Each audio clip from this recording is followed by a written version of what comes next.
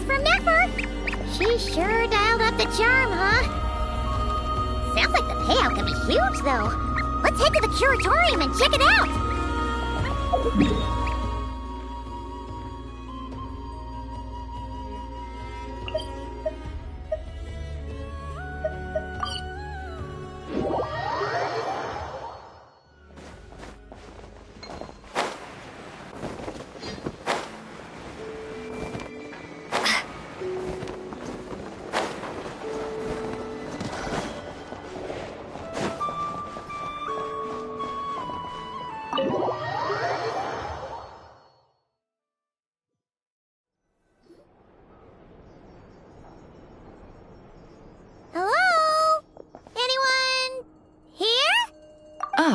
You got here even earlier than I expected. That should give us just enough time to go over some details before the opening ceremony. How about a cup of tea first? I'm sure it was a long trip. Now tell me, Traveler in Paimon, have you heard of the Nodcry Trade Expo?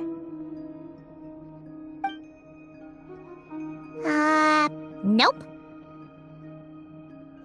A long time ago, back before Nasha Town even had that name, this place was essentially one giant black market. With no administrative oversight, trade that was prohibited elsewhere was fair game here. So this place began to attract business from all over Teyvat. Over time, more and more people settled here, and what was once a black market became what is now Nasha Town. The spirit of free trade has been a local staple ever since. Hence, the Nodcry Trade Expo was born. So, is it like a business convention? In a sense. It's an annual tradition once the shipping routes open up. The expo offers a chance to trade without restrictions. In other words, it's the biggest legal black market in all of Teyvat. Yes, the Voynich Guild is organizing the event, and that comes with a lot of responsibilities. Normally I would let Yehoda handle most of the work, but this year, it might prove too much for her to manage on her own. Something tells me we'll have a lot of big names in attendance this time. Working with VIP clients takes someone with the right experience and connections. Hence why I think Yehoda might need a helping hand. Oh, so that's where the Traveler comes in. Exactly. I was hoping you could help her with participant coordination. I don't know if I'd put it quite like that. I'm just interested in playing to people's strengths. In addition, I think you'll find the compensation to be quite to your satisfaction. So, are you in? Confident. I like it. This is exactly why I chose everyone's favorite globe-trotting hero for this job. I do have one special request, as the one offering this commission. In principle, the Nodcry Trade Expo is a platform for commerce with no restrictions. That said, the Guild does have one line that is not to be crossed. I'll need you to help make sure all participants are clear on this unspoken rule. As long as everyone complies, the expo should go off without a hitch. No violence at the expo. The Guild has pledged to ensure the safety of all sellers and buyers in attendance. Violence? Whoa! That wasn't even on Paimon's radar! Just because it's legal doesn't change the fact that this is still a black market, huh? If that line is crossed, the event will descend into chaos.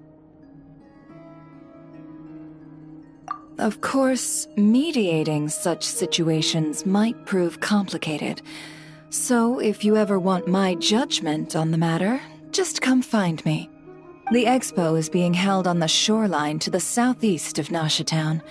Yehoda is working on setting up the booths as we speak. She'll be able to provide details on the participants as well. All right.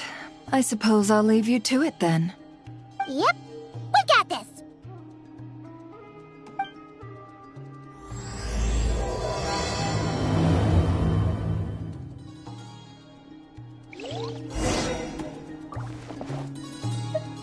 If you find yourself in a tricky situation, just come find me.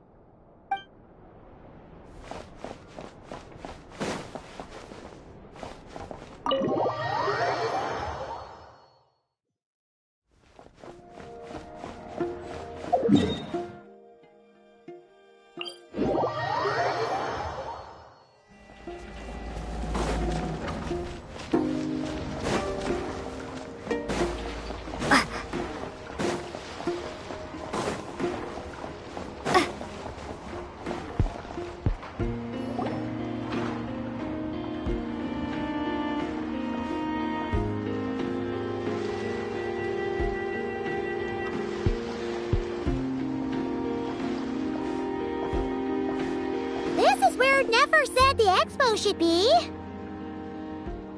Let me think. Yeah! Let's go with this. We can't keep changing the setup.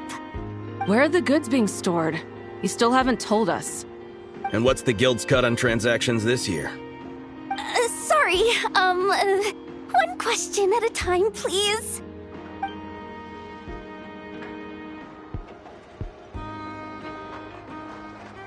Oh, I should have just stuck to cat wrangling. Hey, Yehoda! Traveler! Paimon! Sorry. I've got kind of a line here. Don't worry. We're not here to pile more work on you.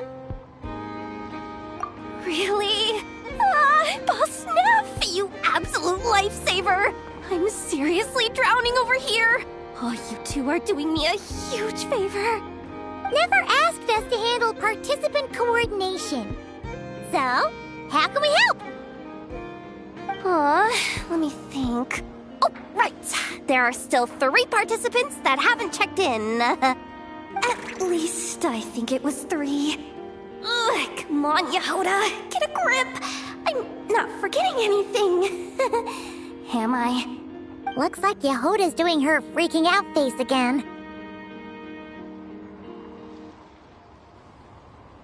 Sorry. There's just so much to keep track of. Let's start with the basics then. What does participant coordination involve? Exactly. It's things like registering all the participants, verifying their goods, showing them to their booths. Oh, and if any disputes break out between them, it's your job to mediate. Got it! We're still waiting on the sellers for these last 3 booths. One's reserved for Aino, but as for the other 2, they're both big deal clients from abroad. The kind of people we really don't want to offend, so be extra careful around them, okay? Hey, the Traveler's got this! What's the worst that could happen? You don't get it. One of them's the captain of some mercenary fleet sailing the high seas, and the other's a top dog in the criminal underworld. Getting on their bad sides, 100% a no-go. If something goes wrong, let's hope that's a big if, don't engage. Just tell him you work for Boss Neff. Alright. You have a bunch of work still, right? Leave the Merc Captain and Gangster Buzz to us. Oh, lifesavers, the both of you. Not cry hot dogs are on me later, I promise. And whatever else you want. Anyway, I'm guessing the 2 sellers I just mentioned are caught up with lodging or cargo. You should be able to find them at these addresses. I'd get over there pronto if I were you. People like that don't take well to be kept waiting. Oh, and tell Aino to bust a move, would you? The booth I'm saving for her is in a prime location. If she doesn't come claim it, the other participants are gonna start asking questions.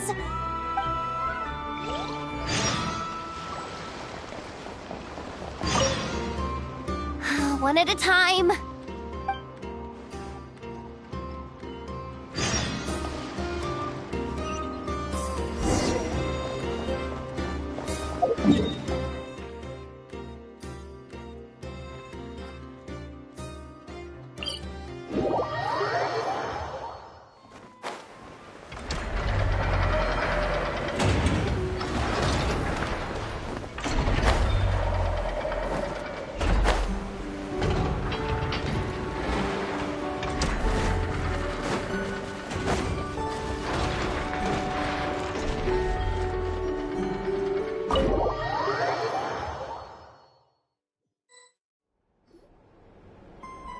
Hey, you two! Traveler, Paimon, hello. We're helping out Never with some expo stuff, and we heard the Krumkake craft shop is taking part. Correct. Aino is just doing a final round of debugging on her Thwack and Smack defense bots. Oh! Is that her submission for the expo? Yes. Moles and other small creatures often steal from the craft shop, so Aino designed a defense bot based off of them to protect this place. Upon further testing, these bots turned out to be highly effective, so she decided to perform some upgrades and bring them to the expo. Wait! So Aino is actually gonna trade one of her bots? Not exactly. With the exception of a few special orders, Aino rarely sells her finished products. What she's trading at the expo is the blueprint, not the finished product. Oh! So, are you guys ready to head over then? Yehoda asked us to speed things along a bit. She's saving a super good spot for you, and she's worried people are gonna start asking questions. I told her I need to finish debugging first. There's no point in rushing or I'll have nothing to trade. Oh! Paimon's never seen Aino this serious before. The craft shop is experiencing a severe shortage of funds. Aino is hoping the expo will improve our financial situation, so she's being extra thorough. Where'd all the money go? Some kind of expensive research? Negative. It's our dessert funds that are lacking. We have had at least 47 cases where excess dessert purchases have led to a shortage of research funds. As such, I decided to split up our research and dessert budgets. Aino is forbidden from dipping into one to transfer to the other. And not too long ago, she cleaned out the entire dessert budget for this month.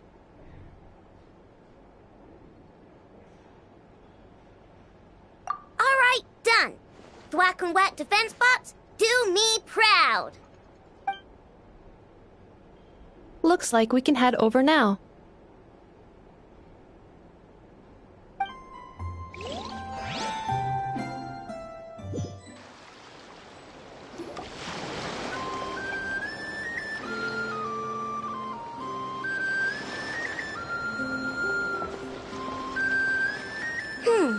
This looks like a good spot for the demo platform.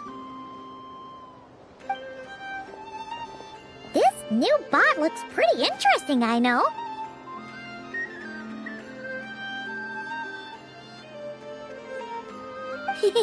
Swing by and try it out whenever you want. It'll blow your mind. I just know it. Thanks for the help. No problem. Oh, and for registration, is it just gonna be you two? I will be participating, but there is no need to register, Aino. She doesn't like to be around a lot of people. Once the expo starts, she'll head straight back to the craft shop. Oh, good point.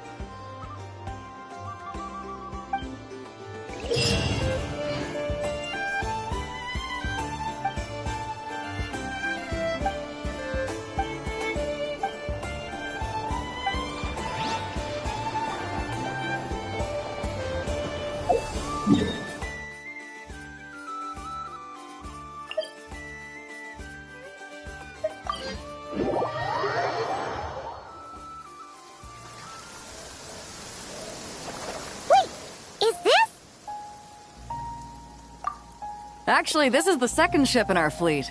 The Alcor's back home patrolling Guyun Stone Forest. Beetle! The infamous merc captain who sails the high seas! Yeah. We've met, remember? What's with all the pomp and circumstance? It's a long story. Well, no sense standing around. Take a seat, tell me all about it. I'll have my men roll out the welcome mat.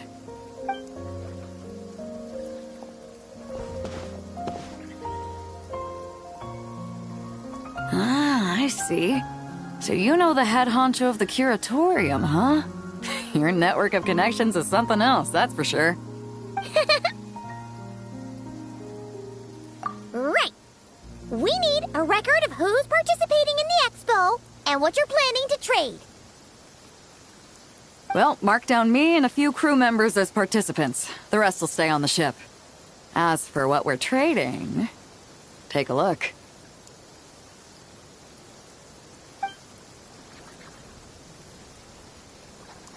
What is it? A while ago, Ningguang revamped the Guizhong Ballista. The beauty you see here is one of her new and improved models. It has insane firepower and comes complete with remote guidance for accurate striking even at long distances. I just know people are gonna be fighting to get their hands on it. Are you sure you're allowed to sell stuff like this? Don't worry. Compared to the model the Millileth's using, this one might as well be an antique. Never wasn't kidding when she said no restrictions, huh? Oh, I'm sure someone will bite. Buyers from all over Teyvat will be in attendance, after all. Yelan? Ah, sorry. I was so busy with the cargo, I forgot to mention that Yelan was aboard. No worries. You here for the expo too, Yelan? No, I'm just here for work.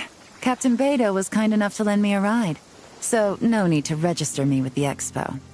Anyway, it's been a while, Traveler. If you get the chance, be sure to pass along my regards to the head of the curatorium. The sensitive kind. Sounds like our cue to stop asking questions, doesn't it? Well, I'll be off then. Once I'm done with this, drinks are on me. About time! I've been itching to see Nod cry from the bottom of a bottle. All right, that's it for registration. Follow us, and we'll take you to the venue.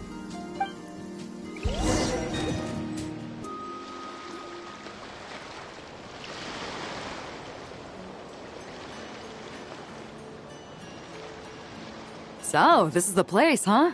Not a bad spot. When you've got some time, come help me test the remote guidance on this thing. It's a real thrill, you'll love it.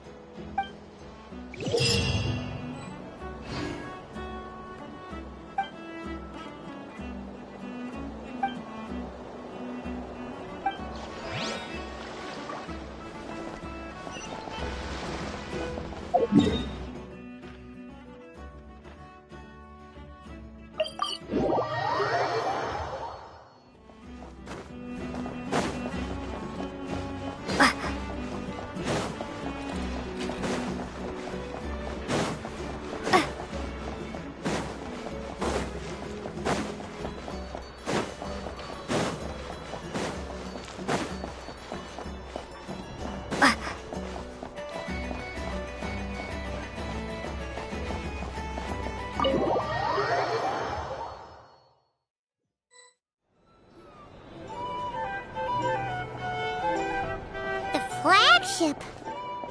Guess this participant decided to figure out lodging first. Partner! Paimon! Navia! It's been forever! You got that right. Representing the Spina di Rosula, of course. Top dog of the criminal underworld.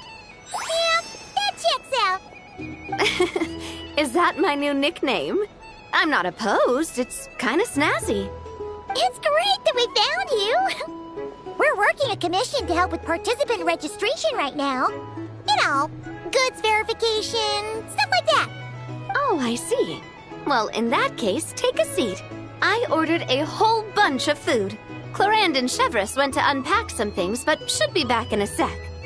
Oh, speak of the devil. Talking about us? Clorand! Chevreuse! You're here too! Nodcry is a chaotic and dangerous place.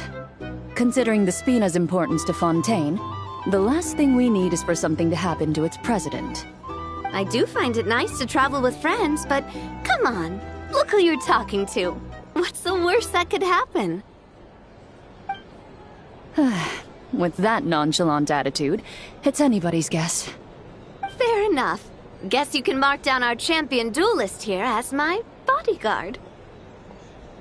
Gang boss and her bodyguard. Got it! Should we mark you down for the expo too, Chevreuse? No need. I'm here on official business. A lot of our recent cases have had ties to Nodcry. And that's Paimon's cue to butt out. Oh, one more thing! What's the Spina planning to trade at the expo? Oh, this right here. It's one of the Fontaine Research Institute's newest inventions. It's a kind of relay system that allows the user to unleash Pneuma and Usia energy in battle. So it's a weapon? Of course. At a market with no legal oversight like this one, weapons are gonna be the first to go. Guess so. Still, bragging about not having to follow the law in front of Chevreuse feels wrong.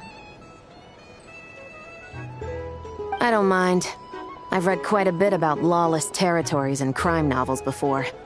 As a detective, I know that I'll need to put the rules aside for now if I want to get things done here. And on that note, I should get to work.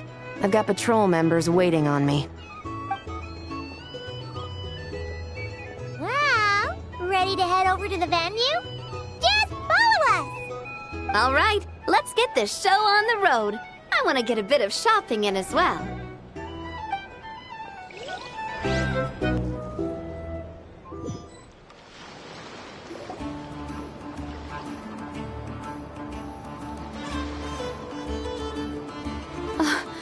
Wow, it's even bigger than I expected. I'm hoping more people will show up, though. It'll get busier once things kick off. Still, looks like Yehoda needs a lot of help. Well, Clorand and I are all set up for now. Be sure to stop by our booth when you get a chance. The 3 participants that Yehoda mentioned are all set now. Let's go give her an update.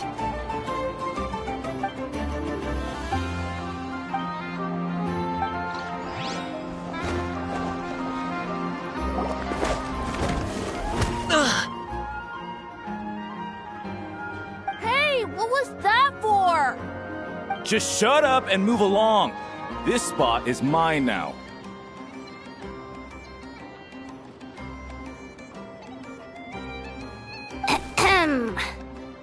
It's the lady in charge.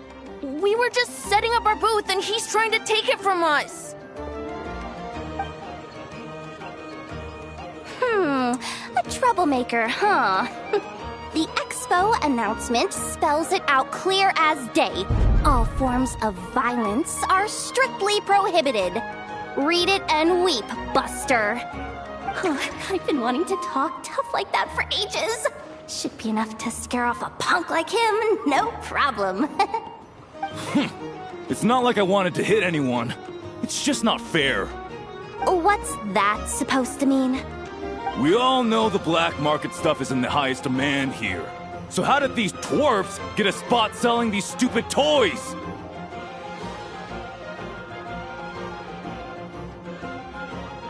I did some digging, and guess what?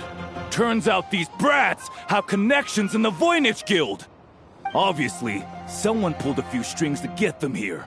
But me, I miss one stupid deadline, and that's when the rules start to matter? Give me a break. Hey, we earned our place fair and square. As if.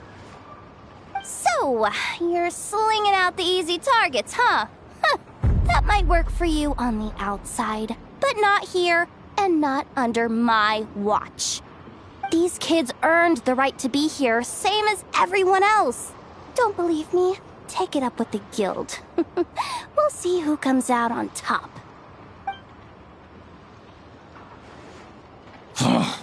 Just you wait. Who the heck was that?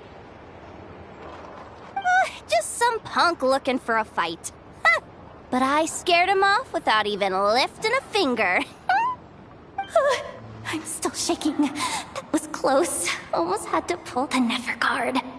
Well, he's lucky he decided to run off, or we'd have helped teach him a lesson. Thanks a million, miss. All in a day's work. Anyway, knew I remembered you guys. Your guardian works for the guild, right? Was it again? Auntie! Are you alright? I'm fine. Just got a little scrape when he pushed me. I got caught up with something. I should have been here. I'm sorry. Right! Ashvapati! The one man in the guild who wouldn't know profit if it hit him in the face. You get a spot in the most lucrative market in the world, and you're letting the kids use it to sell toys. And no one else would even entertain that idea. Well, the purpose of the expo is free trade, right? There's no rule that participants have to sell weapons. No, but most people know what's gonna make real dough. Unlike a certain someone. Ati, Neb, Rhea, head back to the booth. If anything else comes up, you call for me, okay? Don't be reckless. Okay, got it.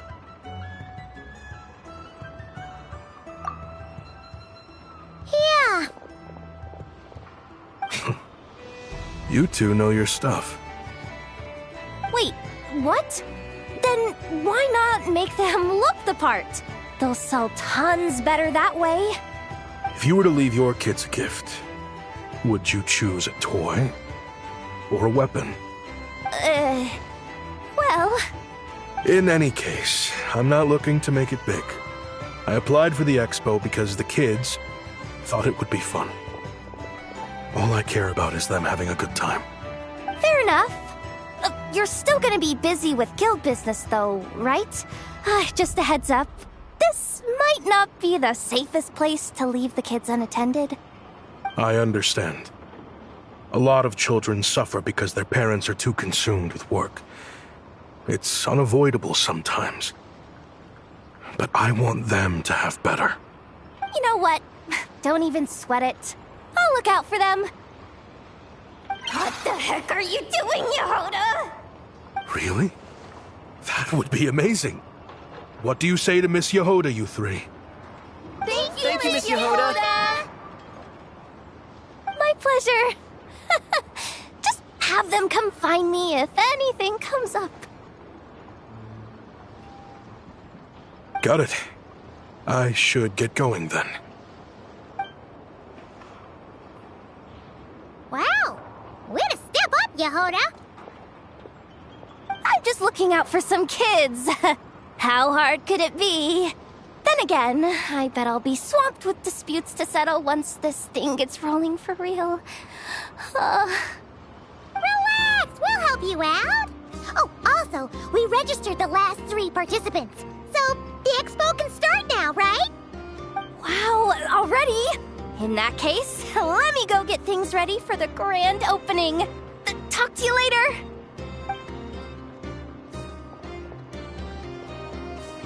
She really does have a lot on her shoulders.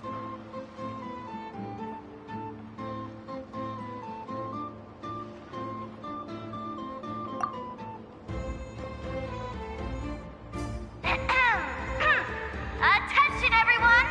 Participant registration is now complete. On behalf of the Voynich Guild, I am pleased to announce that the Non-Cry Trade Expo is open for business.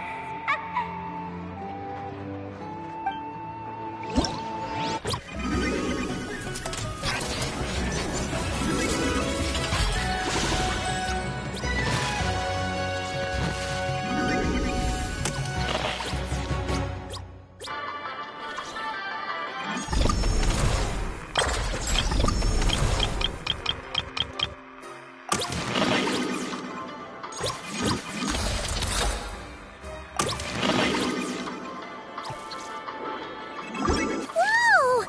There are so many people here now that the expo's officially underway. Should we take a look around? Or maybe check in on our friends first?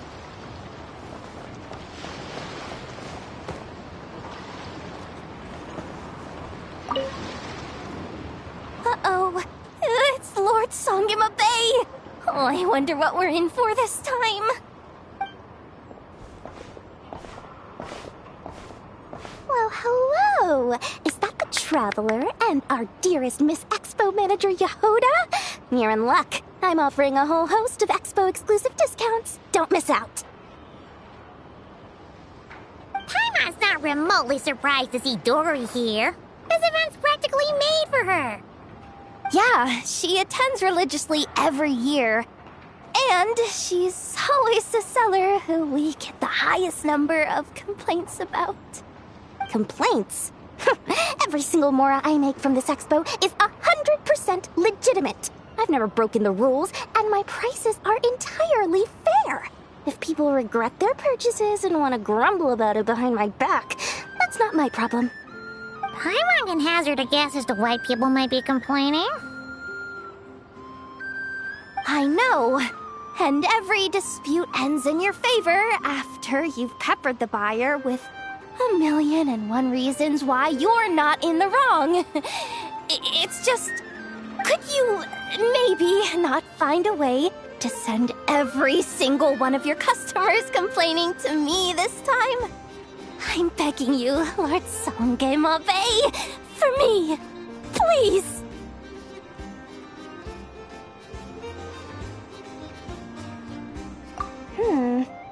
How about this? A special opening sale just for Miss Yehoda. 50% off! In other words, I'll do my very best to keep the number of complaints down to no more than half of my customers. Sound good? Jeez, what a bargain. Works for me, I guess.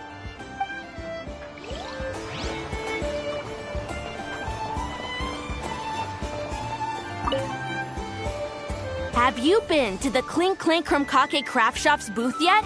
They're selling blueprints for a machine. With everything Uncle's taught me, I bet I could build one of those thwack and smack defense bots. We should buy a blueprint. Sounds like a waste of money to me. We should be spending our expo earnings on more important stuff like clothes. But Uncle said the most important thing is that we have fun. Guys, please don't fight. I hate to break it to you, but I'm afraid no one really comes to this expo looking to buy toys.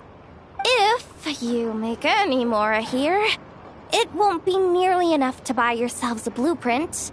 I doubt it'll even cover your new clothes. Oh, hi Yehoda. Hi, Traveler. I came here to make sure you kids stay safe, so listen carefully. If you want to look around the expo, that's fine, but you need to be extremely careful when talking to any strangers. Okay? A lot of crazy people show up to this expo, both sellers and buyers. You don't know what they might be capable of. So if anything happens, don't try to deal with it yourselves. Call for me right away. You got that? Yehoda's really serious about looking out for these kids. Well, it's kinda my job. I'm supposed to be the one in charge. Oh, just take a look around.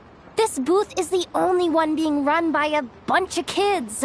If there's anyone out there aiming to cause trouble, you can bet they'll start with the weakest target.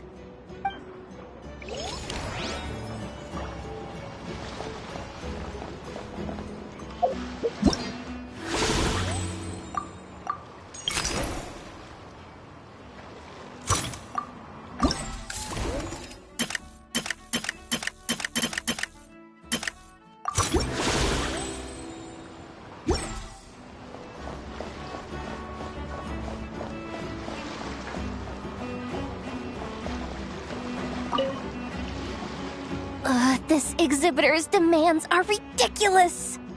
What's wrong? This exhibitor is apparently selling some rare Natlanese artifacts. And he's making some extremely unrealistic demands about how he wants them stored. I know the contract says that we're responsible for storage, but I'm sorry. It's unreasonable to expect us to meet these requirements. Unreasonable? These are rare and very fragile historical relics we're talking about. You can't just throw them into a warehouse, okay? They have to be handled with care. Tumaini? Yep, that's Tumaini, all right. So, what exactly do you need? Well, I suppose I can use the assigned warehouse if I really have to. Just don't tell Granny Eatsley about this, please. Whatever Tumaini means, it seems like it carries even more weight than name-dropping Boss Neff.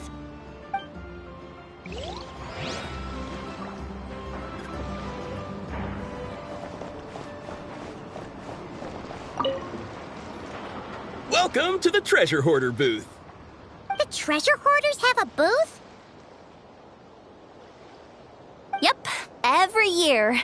This is the largest legal black market in all of Tevat. The stuff they dig up is perfect for a place like this. But can one person really represent their entire organization? No way. Treasure Hoarder is just a catch-all title. Their internal structure is crazy complicated. The thing is, the members who'd apply to set up the exhibits used to give themselves ever more highfalutin titles. You know, to boost Spire confidence. Over time, it became an unwritten rule that each expo can only have one Treasure Hoarder booth. The different factions usually duke it out beforehand for the right to take part. To be honest, I see myself as a member of the Fruity Order first, and a Treasure Hoarder second. Of course it does. The Fruity Order is known far and wide for its heroic deeds. The Fruity Order's a familiar name around here, at least. They've been winning the Treasure Hoarder Expo rights for a few years now. Although, this guy's a new face.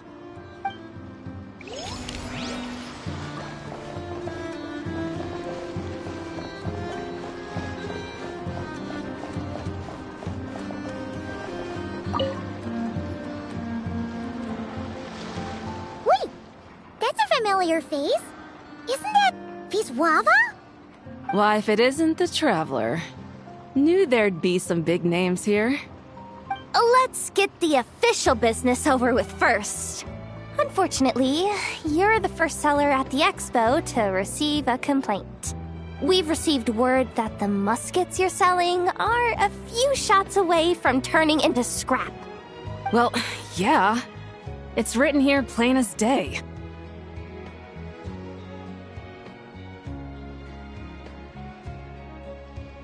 Muskets for sale. Condition extremely poor. The internal grooves have been worn away and the ammo might be damp. Best practice is to pray that it doesn't explode before each use.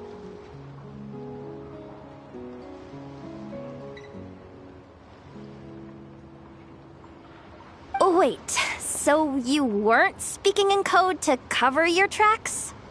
Code? Yeah. Sometimes people bring stuff that needs to be kept on the down low, so they dress it up as junk beforehand. Happens on the black market all the time. You're overthinking things here. This stuff really is junk. We were just gonna scrap them, but my superiors thought we might as well try and make some more off of them. And who knows? If the prayers are answered and the gun ends up firing a few times, the buyer hasn't totally wasted their money, have they? Guess not. I mean, a weapon on the brink of ruin that's still capable of considerable firepower. Doesn't that just scream black market to you?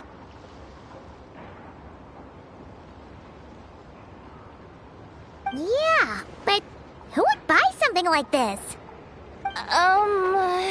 Maybe collectors who don't care if it works, and desperados who don't care if it explodes. Fair enough.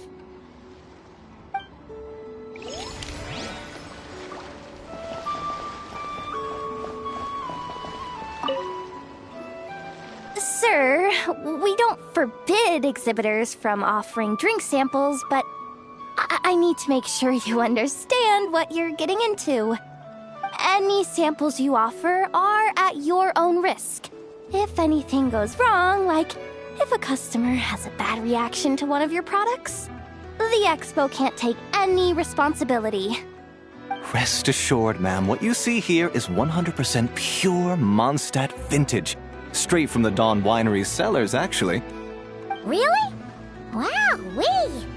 You don't often find Mondstadt wine this far away from home. Ah, you're telling me. If you try to ship this stuff through the proper channels, all the taxes and tariffs would send the prices skyrocketing. But that's where my connections come in. With me, you get Mondstadt wine at Mondstadt prices. Cool! What kind of connections? Hey! You can't go around asking people questions like that!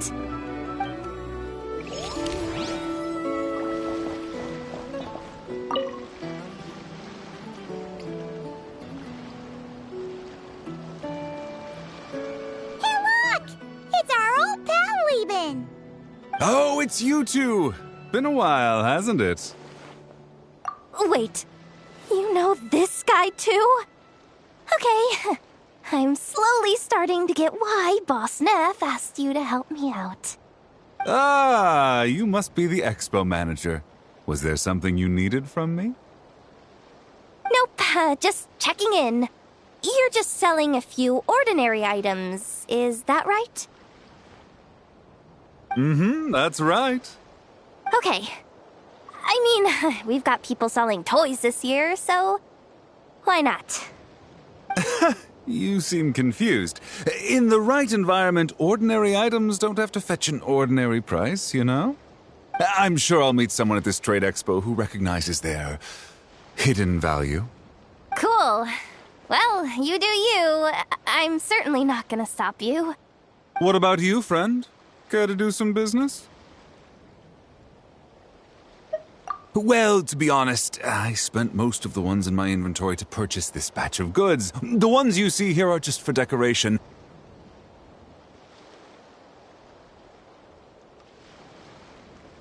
But I'm confident that I can make a killing here, so I'll be sure to make another batch of Boxa Marvels should the opportunity arise later.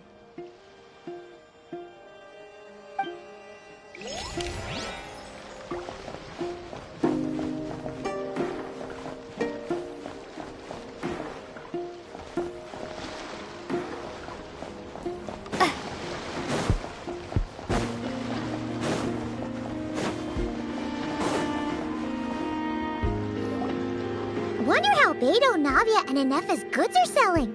Let's go check! Excuse me.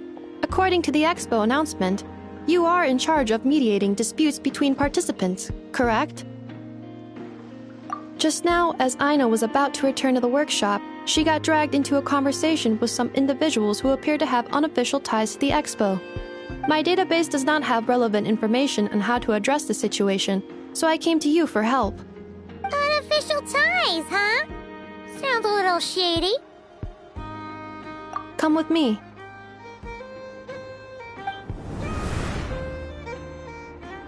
A device that uses Pneuma and Ducia energies in battle. With that kind of tech, a bandit group could rob a caravan without even showing their faces. And what about this thing? Remote guidance?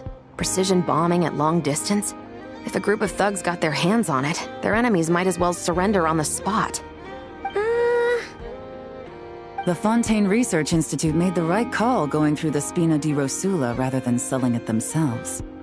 The same is true for the Ministry of Civil Affairs, I'm sure. A merc captain who spends most of her time at sea is far less conspicuous. Huh? What about this girl? She seems to be trading in military-grade weapons as well. The Clink Clank Krumkake craft shop does take on a lot of orders for dangerous creations. But I think in this case... I'm overthinking it. I think so. Yelan? Chevrolet? What are you doing here? Traveler? Paimon? How did you find this place? Although this location is indeed rather secluded, Aino has equipped me with a special sensor module. With it, I was able to detect that you had pulled her aside for questioning. The rumors are true then. She's quite the little engineer. Can you tell me what this is about already? Apologies, but it's a matter of utmost importance, so I had to be sure. After our conversation, however, I can confirm that Aino is not involved in this case. Traveler, could you help us clear up this misunderstanding? Understood.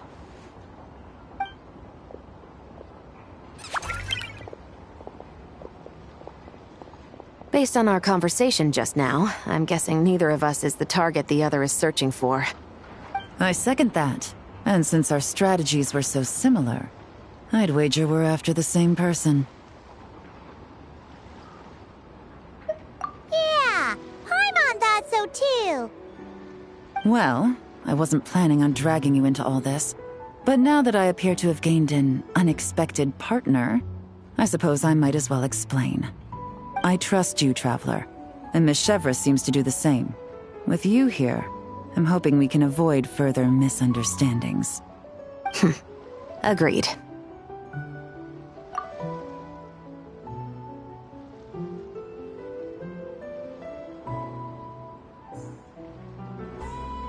Miss Chevrolet and I seem to be here in Nodcry to reel in the same fish. That's right. And the product we brought to trade is the bait. Of course, if I worked in the booth, it might tip people off, so that's where Navia comes in. I assume it's the same situation with Captain Beto? So, does that mean your target is gonna be at the expo? Yes, there's a good chance it's one of the buyers. But, what about Nefer's golden rule? What? No. I've done some digging into the head of the curatorium and where she stands. We can't let her know what we're doing. Well... I wouldn't be surprised if she got the Traveler involved because she anticipated this from the start. If the Traveler has someone to answer to, then we should go. Fine.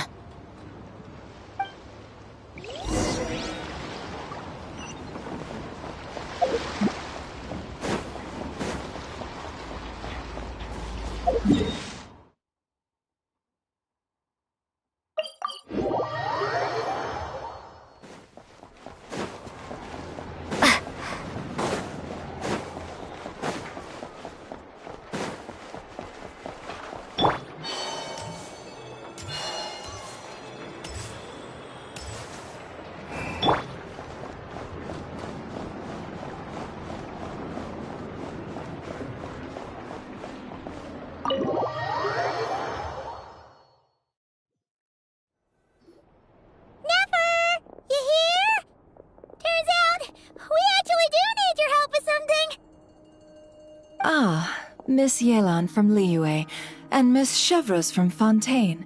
It's quite the honor. Forgive me for not greeting you sooner. So you knew we were coming all along? Anticipating your arrival is one thing. Getting you to come talk to me is another. And that's why you put the Traveler in charge of participant coordination. You knew we trusted her enough to tell her the truth about our plans. And you also knew that, out of respect for your arrangement, the first thing she would do is bring us here. How else could I have gotten us all to the negotiating table? Forgive me for not cluing you in, Traveler. I had a feeling things could get complicated, so caution was vital. Rest assured, you will still be compensated as promised. So, can someone explain what's going on here? Yes. Might as well get it out in the open, ladies. You two were going to exchange intel sooner or later, correct? No better time than the present. Recently, the bandits at our border have become more aggressive. We don't know how, but they seem to have gotten their hands on some kind of weapon, which has made them a lot more dangerous. The caravan transports have been helpless against their attacks. We're facing a similar situation in Fontaine. Conflicts between gangs have been escalating, with civilians getting caught in the crossfire. Our investigation indicates that someone has been supplying the gangs with some unusually powerful weaponry. Even with the Spina's help, we've been struggling to curb the fighting. In which case, I think we can confirm that we're facing arms dealers operating on an international scale. Yes, and their cover has been ironclad. There hasn't been so much as a trace leading back to them, until their most recent operation. Let me guess. Someone leaked where the weapons are coming from. And it pointed right to the Nodcry Trade Expo. Exactly. I see. Well, weapons tend to be a hot commodity in a market with no restrictions. Say that the person you're searching for is in attendance. Does that mean you're prepared to ruin the expo to nab them? I won't lie to you. Catching this person is my top priority. How about this? In the spirit of being a good host, you give us a bit of leeway to do what's necessary. And in return, we won't do anything to undermine the expo. All deals made at the expo are protected, including those that would be illegal elsewhere.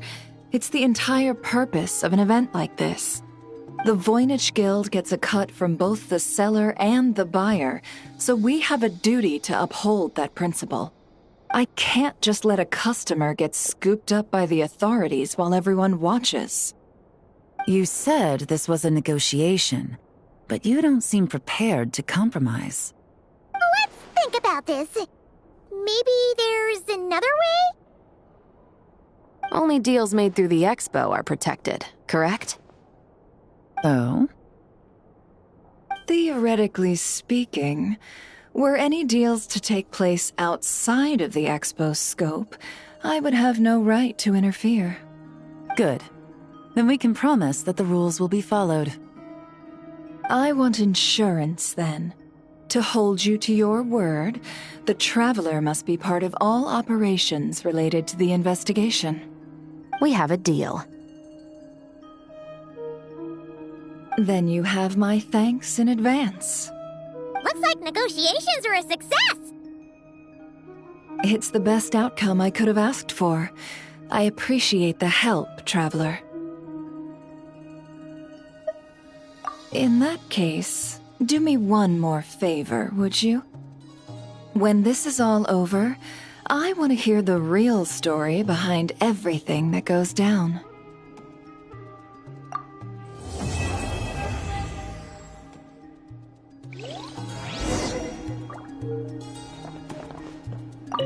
When this is all over, I want to hear the real story behind everything that goes down. Looks like we'll be working together quite closely. The pleasure is all mine, of course. This whole negotiation really feels like something out of a light novel.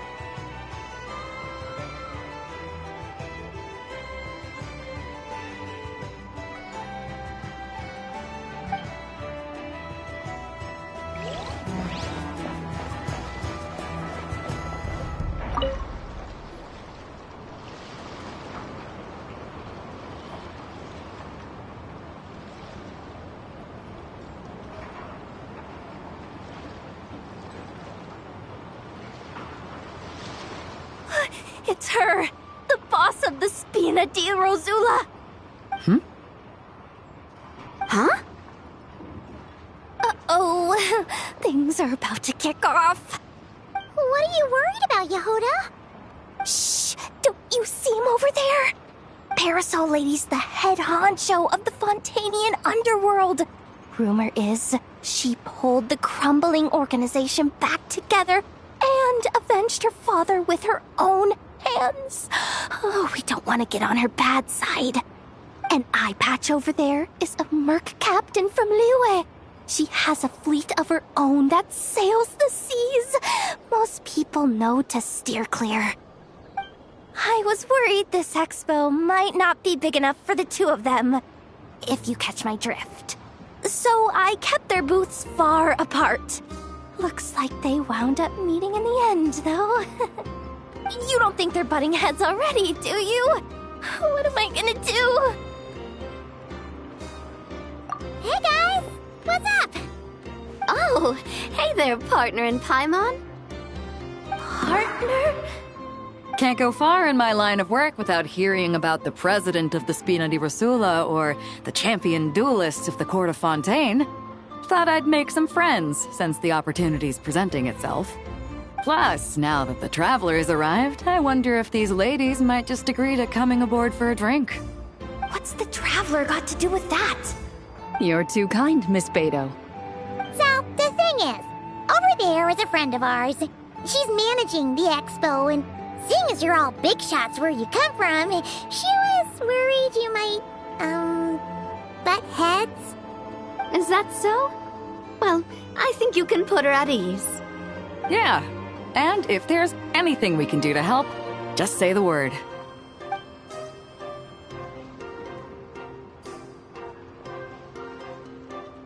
Well, there you have it. Nothing to worry about. These people are your friends? How is that even possible?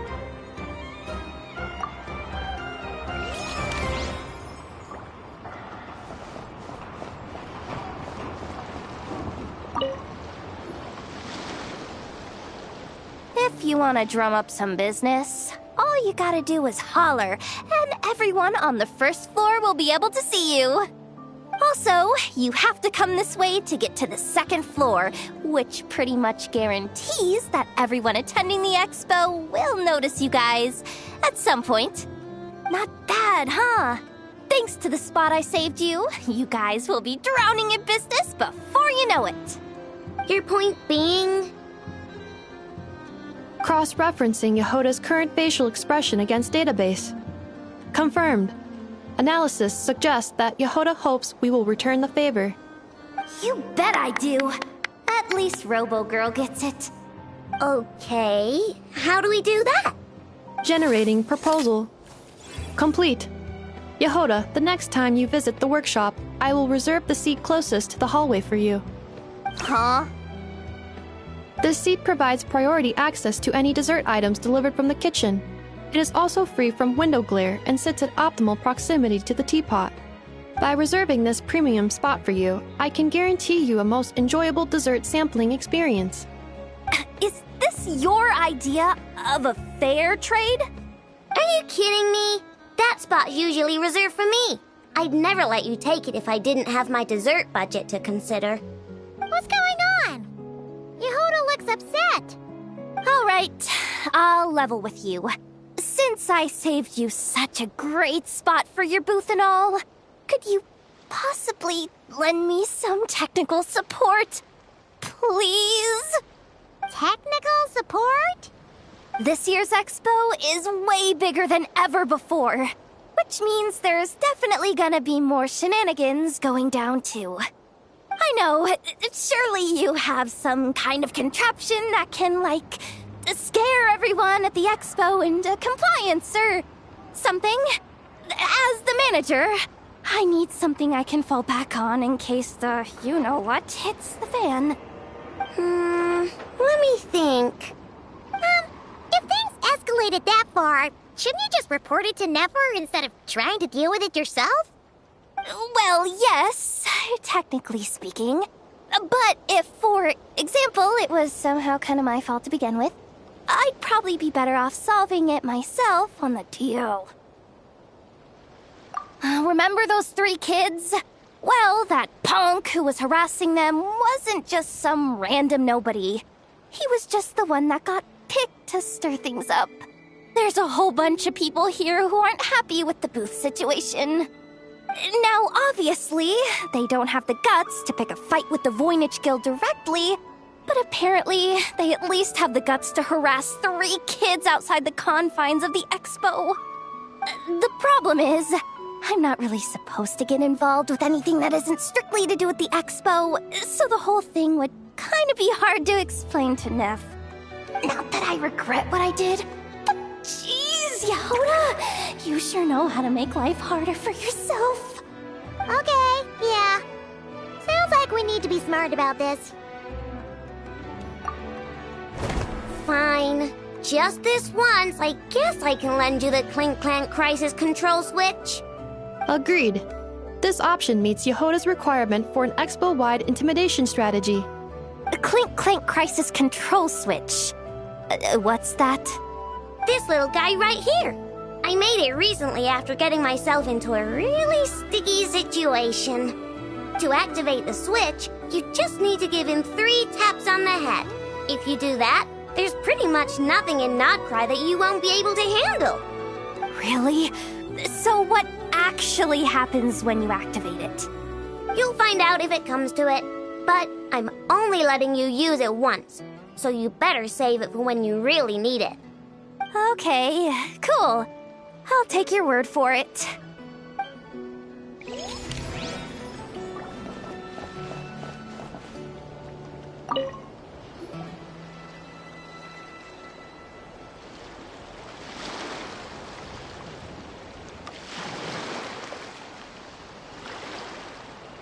Watch out, do you, Hoda? Just keeping an eye on things. Looking out for any problems that might need me to step in. Hey, you three! What are you doing here? There should be at least one of you manning the booth at all times. Accessing booth operation logs. Analyzing. Neb left to try and buy a new blueprint. Ati soon followed to try and stop him. Finally, Rhea came to mediate between them. I keep telling you, we don't have that much Mora to spare! I just wanted to have a look. What's wrong with that? Guys, seriously, stop fighting!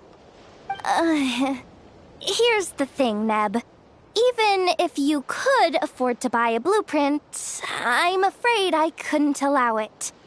I know you like building stuff, but these designs aren't for toys like the kind you're used to. They're for weapons, which are very complicated to build and extremely dangerous. That's a load of baloney, dumpster diver. My designs are toys too, actually. Huh? You build a machine that can blast monsters into the sky, and in your mind, that's a toy? I mean, at the end of the day, is there really that much difference between weapons and toys anyway? Not where Knuckle Duckle's concerned. That's for sure. Ugh, that's not the point. Anyway, you there with the brown hair, you want a blueprint? Yeah! I want to make some thwack and smack defense bots too. I also have some design ideas of my own. And with your bots as the basis, maybe I'll be able to try them out for real. I get it. Your head's so full of ideas you want to bring to life that you can hardly sleep at night. You try eating some snacks to take your mind off things, but it doesn't seem to help anymore. Exactly! But what can I do? I'll never be able to afford one of your blueprints. Well, you must have blueprints for the toys you've made too, right? Let's trade! One of your toys for one of mine. Really? Thank you so much, ma'am! Is it ma'am, or...? It's Boss. Boss of the Clink Clank Krumkake Craft Shop.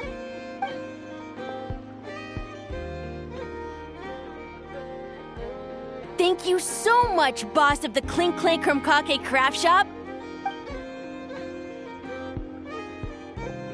Huh, that was very thoughtful. Who are you, and what have you done with Aino? What's that supposed to mean? I'm a boss, aren't I? A lot of people depend on me. Looking out for them is a big part of the job. Did that really just happen? For a moment there, Aino stopped being a little kid and acted like a full-on grown-up. A grown-up who's shorter than the kid she was looking out for, but still. Previous records indicate that Aino has a 94% chance of adopting such behaviors when encountering a child in a similar situation to herself.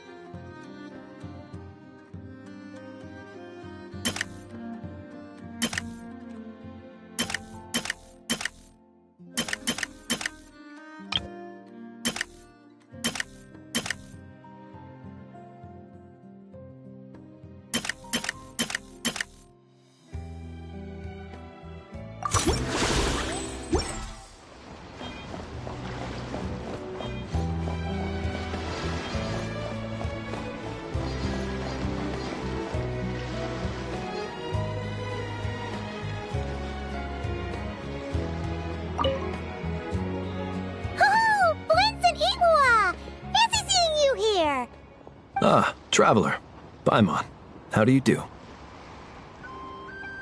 That's our secondary goal. To put it in Mr. Flintz's words, it's important for Lightkeepers to spend some time in the land of the living every once in a while. That sounds like something he'd say, yeah. Are you interested in these muskets? Since we're friends, Paimon will let you in on some insider info.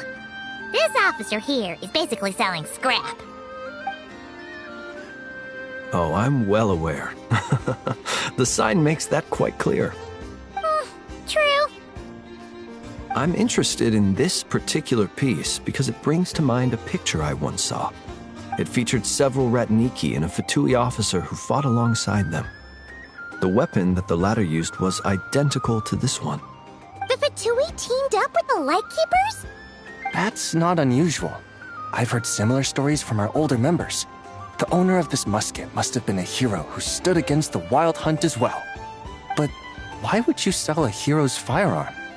That's just how the rules work on our end. Everyone agreed to it. Whether it's a no-name sergeant like me or a renowned hero. Our equipment is to be collected and redistributed once we're dust on the wind. The stuff that's usable is given to new recruits. And the scrap is sold for whatever price it can still fetch. That way, we can at least put it towards feeding the grunts, you know? Better than following them to the grave. Huh.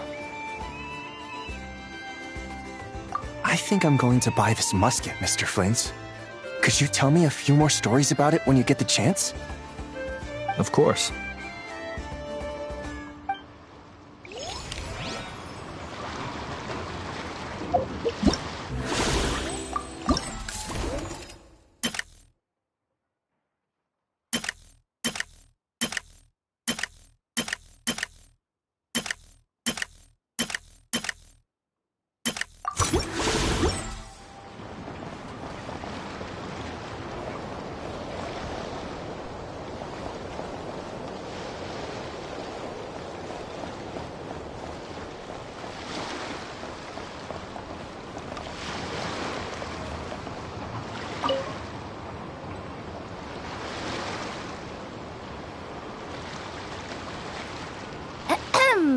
So what's the situation in need of mediation?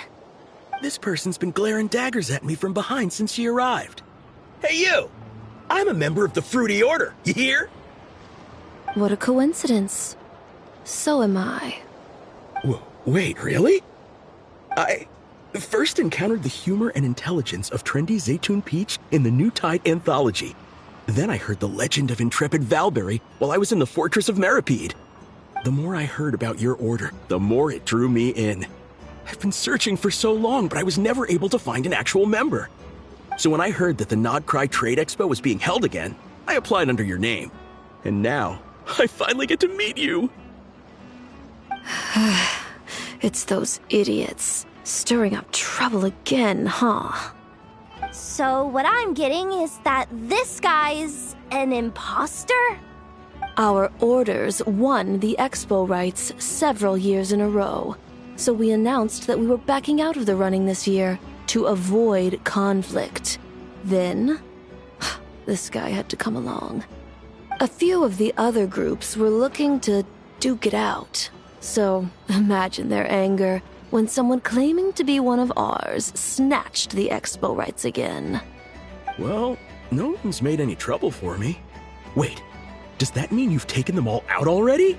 Man, I knew it! The Fruity Order's as good as they say. Can I join? We can't make trouble at the expo.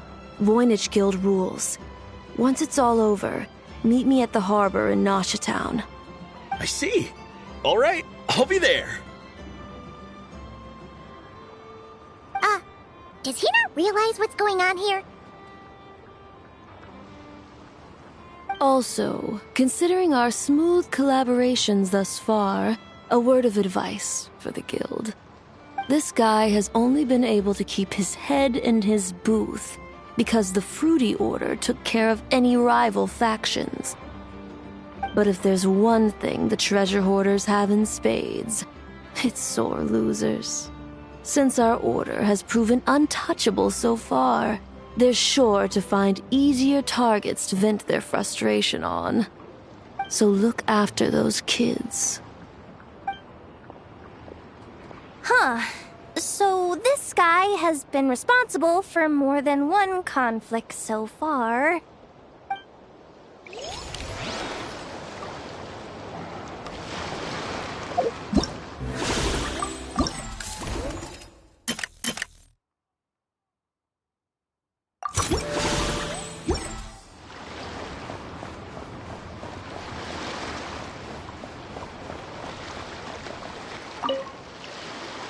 What do you think? Not bad. Tastes just like back in Mondstadt. Varka? You're here for the expo too? Oh hey, traveler, Paimon. I was only planning to take a look around, but wasn't expecting this pleasant surprise. Out in this part of the world, even a homegrown Mondstadt apple is a rare treat. Yes, and on that note, I should advise you that the prices are quite different from what you'll be used to back home. Not a problem. It's a price worth paying for a taste of home. I'll take the whole batch and send someone to collect them later. The whole batch? Huh. Looks like you've already made your money back, huh, Lieben? Oh, and Varka, since you're looking for a taste of home, have you tried the Mondstadt wine next door? Apparently, he uses special connections to keep the import costs down. Yeah, I've tried it. It's pretty good, but not Mondstadt wine good. Besides, I wouldn't be able to buy any even if it was. We can't have the Grand Master of the Knights of Favonius going around supporting smugglers, can we? Oh, that's true. You're not gonna reprimand him though, are you? Don't worry, I know it's Nefer's rules here. Not out to make life difficult for you. If you find yourself at a loose end, come visit our base sometime. I'm gonna get the Knights to make some cider out of these apples.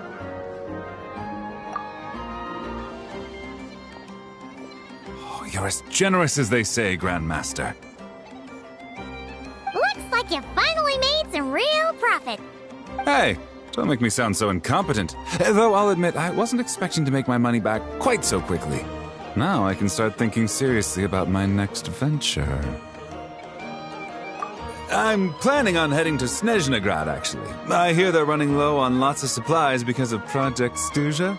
That's a business opportunity if I've ever seen one. With any luck, maybe I'll have the pleasure of seeing you there. Well, good luck out there. Hope you strike it rich.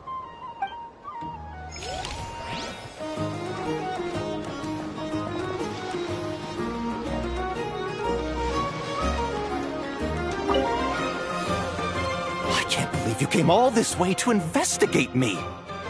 Still, as a member of this expo, I'm protected by the Voynich Guild. There's nothing you can do to stop me. I know. That's why I'll be taking this up with them directly. It's been a while. What brings you here this time? Are you representing the Dawn Winery, or are you here as Owl? Take your pick.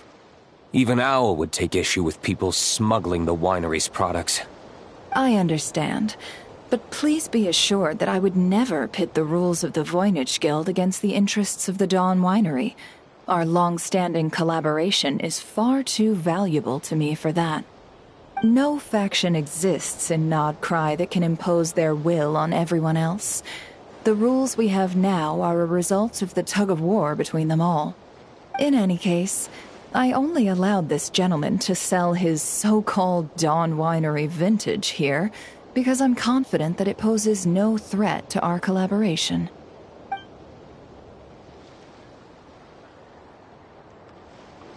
I see. So this isn't from our cellars at all. It's not even from Mondstadt. You... I'm guessing you learned a few of our winemaking techniques, then brewed your own liquor using local ingredients from Nodcry.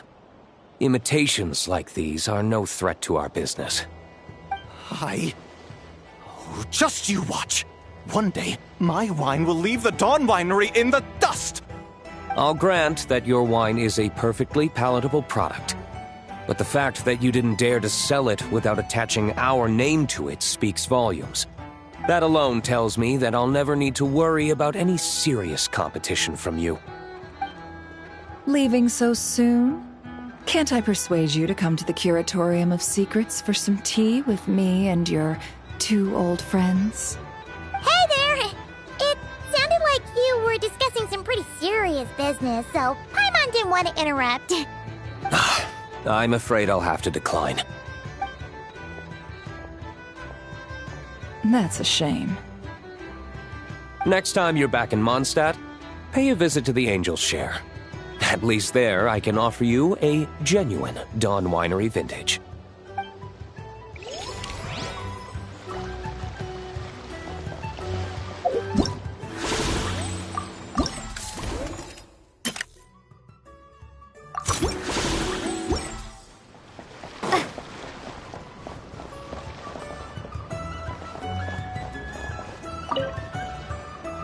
See, Lolly, I've been told that the merchants here are all protected by the organizers.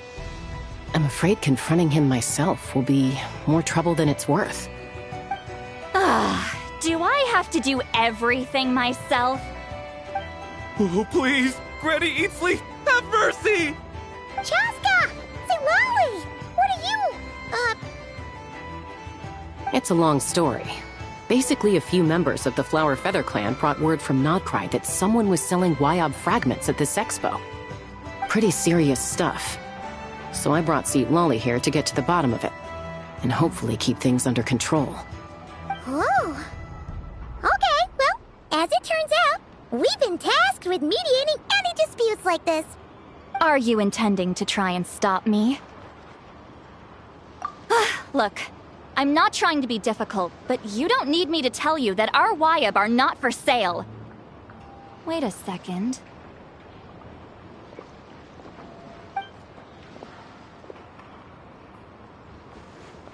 This is just a shard of a Wyob pillar. And its power is long gone, so it no longer has any connection whatsoever to the Wyob. So, tell me, how much did they pay you to ship these out of Natlan? About 800,000 more apiece. What? Apparently, people outside of Natlan don't know all that much about our culture. Some people take one look at those pillars and start bragging that they found a Wyob fragment. I didn't want to correct them, cause that way I could drum up the price. Ugh, forget it. Since you asked me so nicely, I'll let him stay here until the expo's over. No point making a mountain out of a molehill. Oh, thank you, Granny Eatsley. Oh, don't start thinking you're off the hook.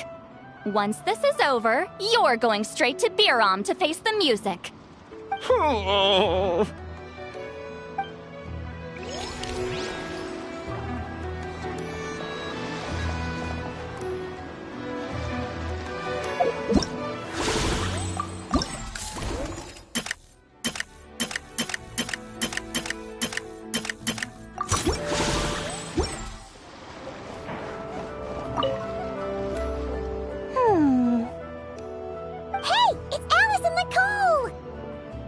Why, hello, Traveler and Paimon.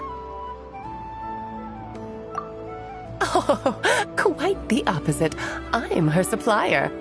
Nicole came up with a delightful new pricing method recently, which I've asked dear Dory to try out.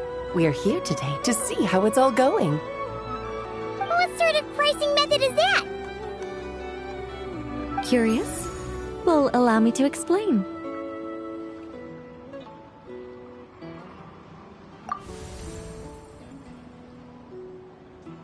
Instead of an amount of mora, you collect courage, kindness, or happiness from the buyer. The key is to make people realize they don't have to be rich. With an excellence of character, even the treasures of the Hexen Circle are within your reach. Kinda like a Seelie guiding intrepid adventurers through various tribulations until they claim their prize. Such fun, wouldn't you say? Not for me. We didn't sell much Hexen Circle gear this time at all. At this point, I'll have to whip out some Samara specialties just to break even. Wait, you're actually losing money, Dory? You're saying our gifts didn't reach that many people? I'm saying we made diddly squat. Hate to break it to you, Miss Mage, but you don't have much of a heck for business. It might not have made much, but this has been quite a fun little experiment. To make it up to you, all the revenue from our merchandise is yours to keep, Dory. Oh, they don't call you a great mage for nothing, Miss Alice.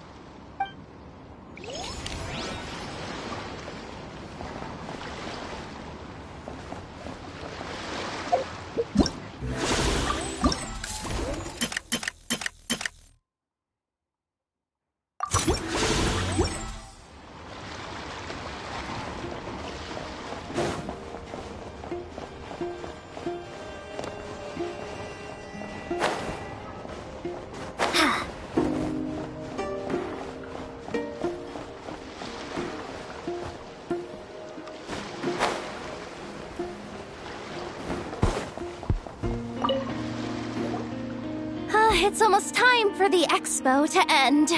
I'm asking for half a month's leave once we wrap this up. Finally got time to relax, huh, Yehoda? Yeah, thanks to you. Oh, things are pretty calm right now. Should be smooth sailing from here on out. Sorry, but I've got a problem over here. Same here. Yoda! You just jinxed it! Someone made off with a batch of my goods using the goods first, pay later method. I thought the guild was the guarantor, but then I went to redeem my money and no dice. The same thing happened to me. Goods first, pay later? That convenience is for exhibitors only. It works because their goods stored in the warehouse can be used as collateral. The buyer did have guild-supplied certification. In that case, he's one of you. Pick him out of the crowd and we're good to go. The person I talked to was a tall, thin young man, but I don't see him here. The one who bought from me was on the chubbier side. And nope, no sign of him either. Wait, so it wasn't the same person? Miss Yehoda, we need help! Ati went into town a while back and we haven't heard from him. What? Why would he do that? He wanted to use the moral we got from our exhibit to buy everyone a little something in return for looking out for us. So he headed out alone. Gods, this kid... Wait, did he have your certification from the guild with him? Yeah, he's our older brother, so he's in charge of all that stuff. Oh, this is bad. Okay, let's not panic. What happened? Remember those people who targeted Ati a while back?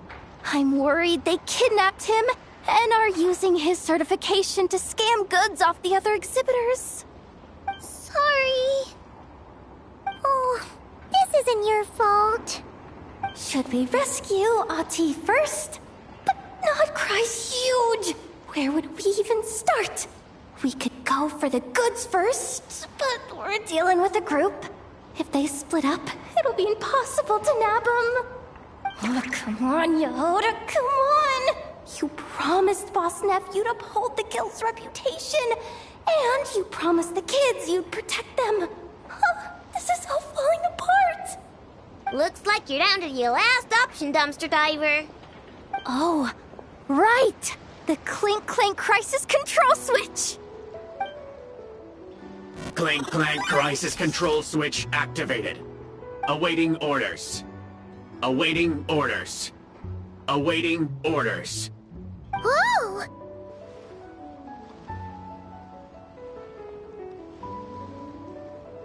Activating the switch gives you temporary control over all the robots in Nodcry. If you wanted, you could turn this whole place upside down. But it won't last long, so think about what you want to do first. In that case, let's get the stolen goods back first. All units, advance to rescue Ati! Miss Yehoda! Orders received. Orders received.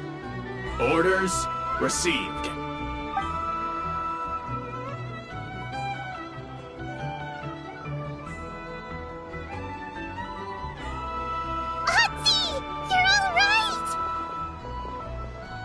Sorry. I made you all worry. If anyone should be apologizing, it's those awful people who took you.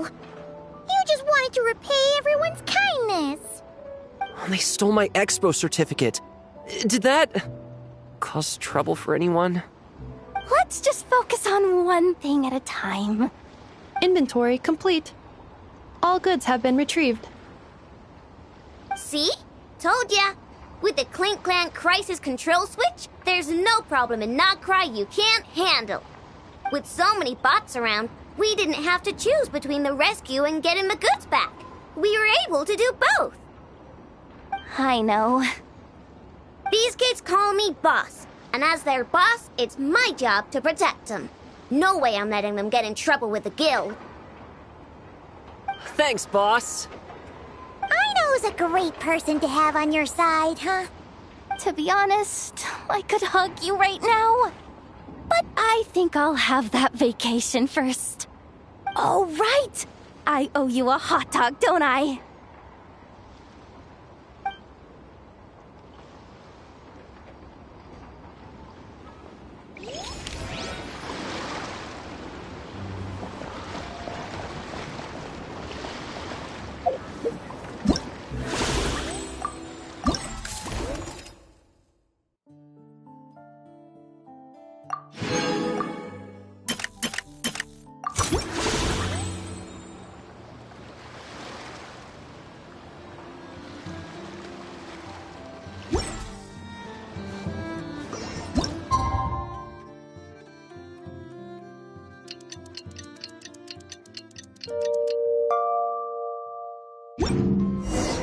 Well, it's been 2 days. I wonder how the investigation's going.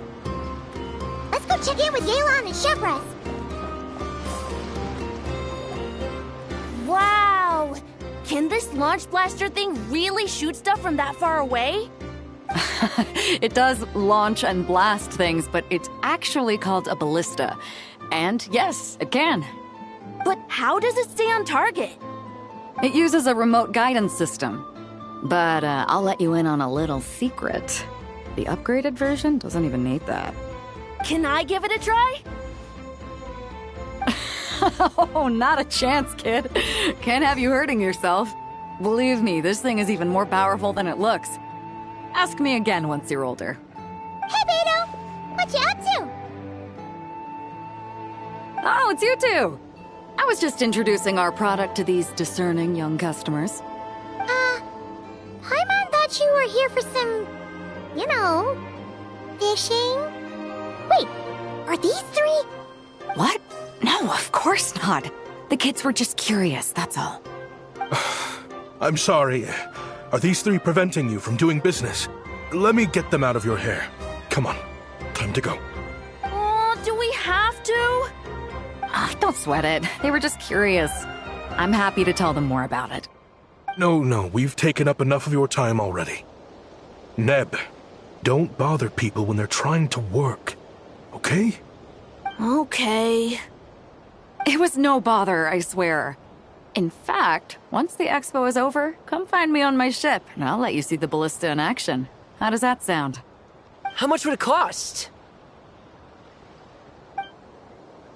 Not a single mora. Really? It's a promise then, miss.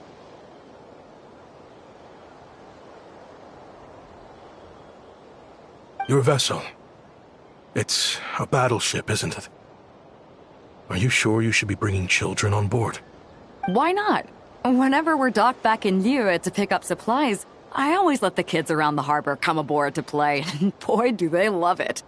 If a kid from Liyue can do it, why not a kid from Sumeru? A battleship may as well be a giant playground to them. Is that so?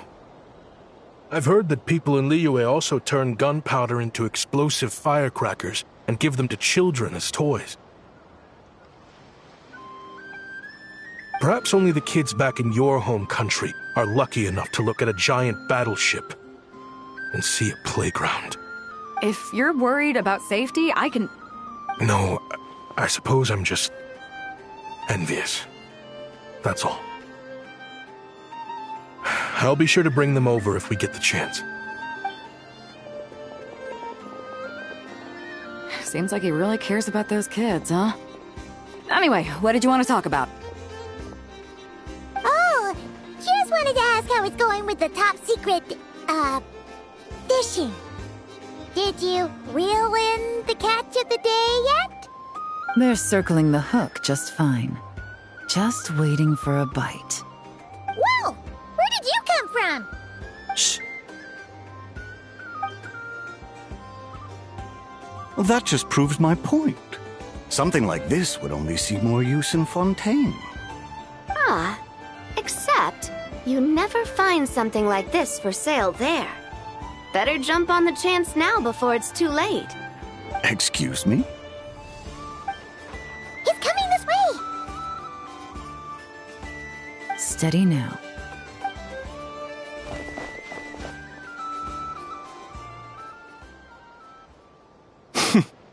That's mighty expensive. Well, no one's forcing you to buy it. If you're not interested, you're free to move along. What? Come on, there's no rule saying we can't haggle. The Voynich Guild gets a cut of whatever I sell. Obviously, that's factored into the price. Don't like it? Take it up with them. Listen, I can tell this is something special. If you're willing to go a bit lower, I'm prepared to cut a huge deal. I know it's something special, so I plan on getting paid what it's worth. Perhaps there's a way we can both get what we want then. What are you implying? Well, Nod Cry's a big place. Surely this expo isn't the only place we can cut a deal. Oh? What would you say to working this out someplace else? Somewhere the guild can't get a cut? That means no guild protection either. What will I do if you run off without paying? Considering the giant sword you've got handy, if anyone's getting robbed, it'd be me, don't you think? Point is, we're both going out on a limb here. But the reward's worth the risk. Fine. Name a place. As a registered participant, though, I'm too close to the guild. If we don't want them catching on, I'll need to send a proxy. Smart thinking. Let's meet here, then.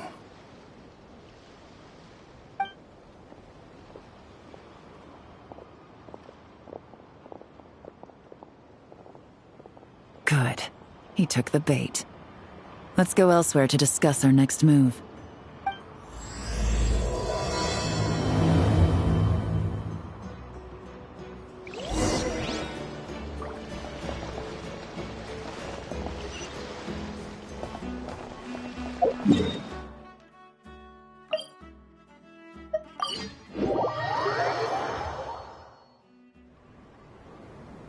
Captain Beto's hook was what got him in the end, huh?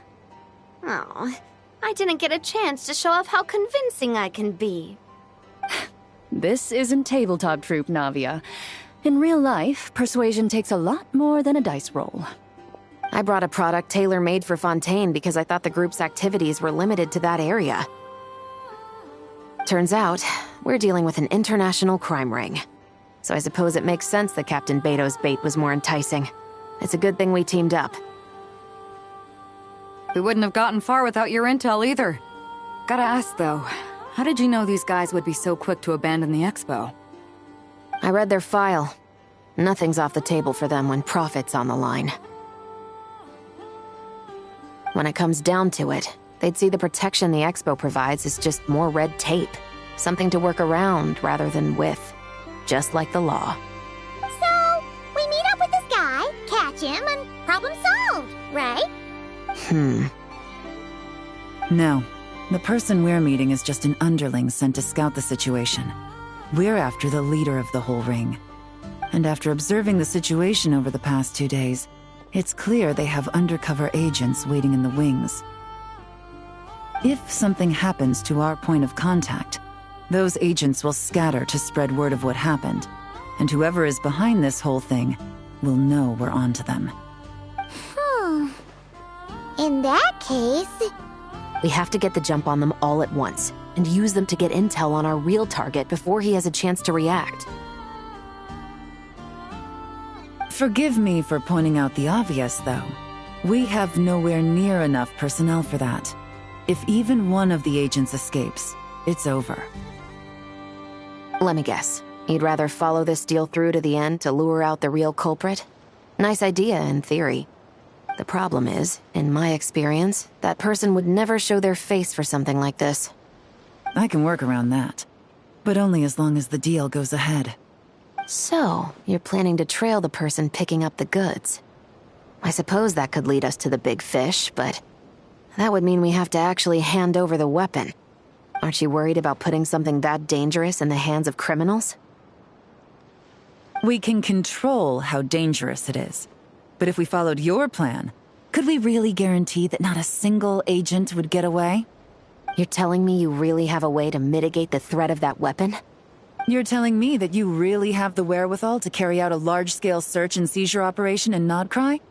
Are they having a fight? They're both experts in this sort of thing. A lot of back and forth is to be expected. Don't worry. I think they're getting along great. A successful collaboration requires trust. And a willingness to make concessions. So how about this? I'll meet up with the underling as planned and stall him as long as possible. While I'm keeping him busy, you round up the rest of the agents. Sound like a plan? Yes, I appreciate the trust. And I promise you, not a single one will get away. See? Like 2 peas in a pod. Traveler, you should come with me to meet the buyer. After all, we promised Nefer you would be involved in all our operations. The Traveler is kind of a famous face around these parts, though. Then, you can serve as backup.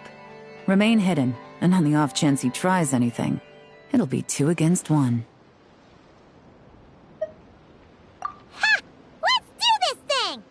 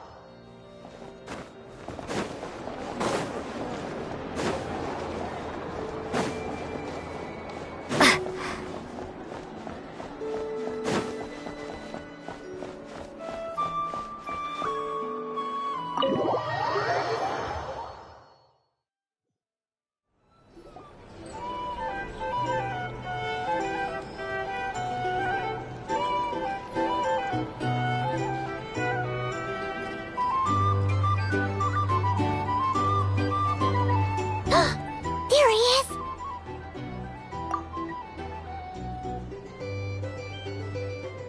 Oh, you really can't go lower? Best I can do is shave off the amount the guild was going to take. You're a tough nut to crack. How do you plan to deliver the goods? Depends on what you need. You don't look like you're from around these parts. So I'm guessing you need sea transport? Yes, but there are a lot of eyes on the port. It would be better to dismantle the product and transport the components in crates. That might be tricky. If you're worried about getting caught, then let's bypass the port entirely. We can launch from a secluded shoreline and use our own boat for transport. Sorry. But I'd still prefer to have it dismantled and stored in regular crates. Ah, I'm guessing the port of arrival is where you resell the goods? You want it hidden in unassuming cargo crates, because you operate right out in the open. Most of the weapons have come in through Yilong Wharf or Lumidus Harbor, so that seems to check out. What are you trying to say? Nothing. Just connecting some dots. I think we're done here.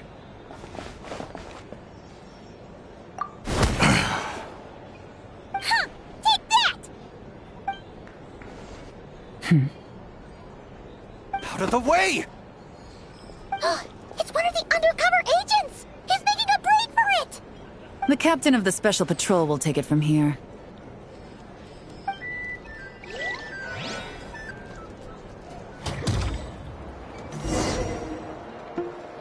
One just popped up. Looks like the one on the surface has been subdued. There are children around. I have to avoid bloodshed. Trying to escape? Allow me to show you the way!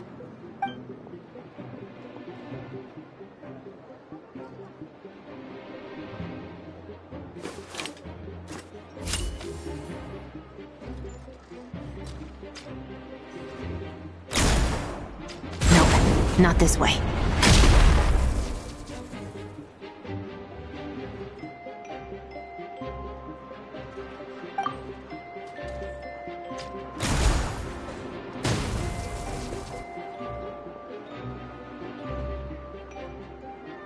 Had enough?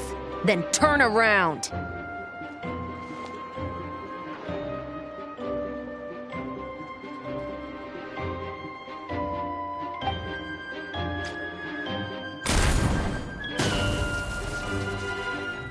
Out of steam yet? 'Cause I can do this all day!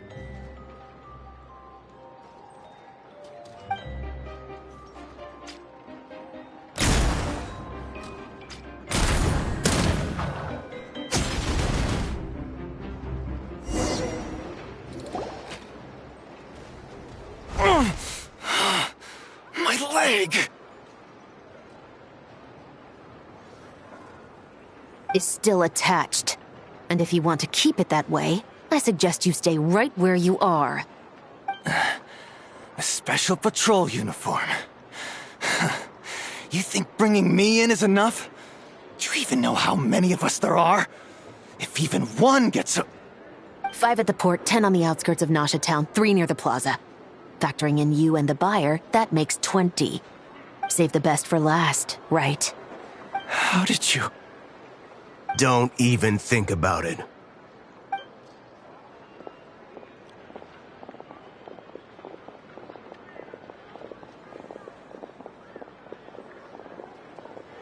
Well done, everyone. We appreciate the assist. The boss sends her thanks.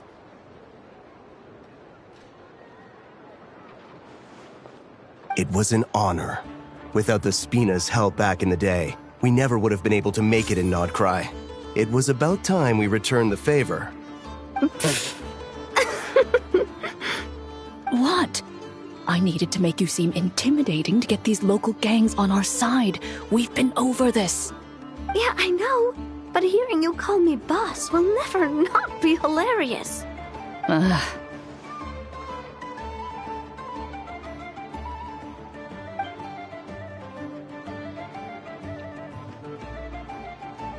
Wow! Navia is something else! Well, that explains your confidence. I had no idea the Spina di Rosula could mobilize these kinds of numbers outside of Fontaine. This Navia has quite a few tricks up her sleeve. No trade expo rules were broken either. Even if Nefer saw it all unfold herself, we still wouldn't need to explain a thing. Except for the guild's broken signboard, I would imagine. It was an unavoidable sacrifice. At any rate, I suppose the next step is to get these birds to sing. Should be an easy job.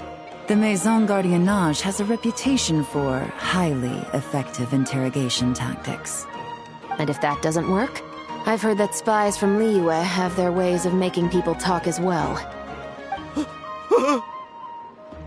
that means the operation was a success, right? So far. Once we get someone to reveal who the mastermind behind all this is, that's when the real work begins. I'm sure that person is in hiding somewhere far removed from the expo. But as far as our deal with the curatorium goes, I think that's a wrap. Shouldn't we update Nefer then? First, we need to figure out what we can learn from these agents. We'll be in touch once we have the information. Then we can head to the curatorium together.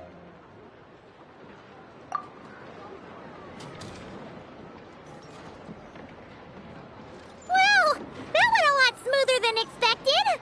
Not a single one got away. You're thinking about Nefer's final request, huh? Let's see. We have 2 expert detectives from separate nations teaming up to uncover an international crime ring. That's not a bad story. If you feel like it's missing something, maybe Yelan and Shevras will uncover something more interesting during their interrogation. Excuse me? Are you the Traveler? Yehoda needs you back at the expo venue as soon as possible. Oh no! Did something happen? I'm sorry, I don't know the details. All she said was that it's urgent. Then let's get a move on!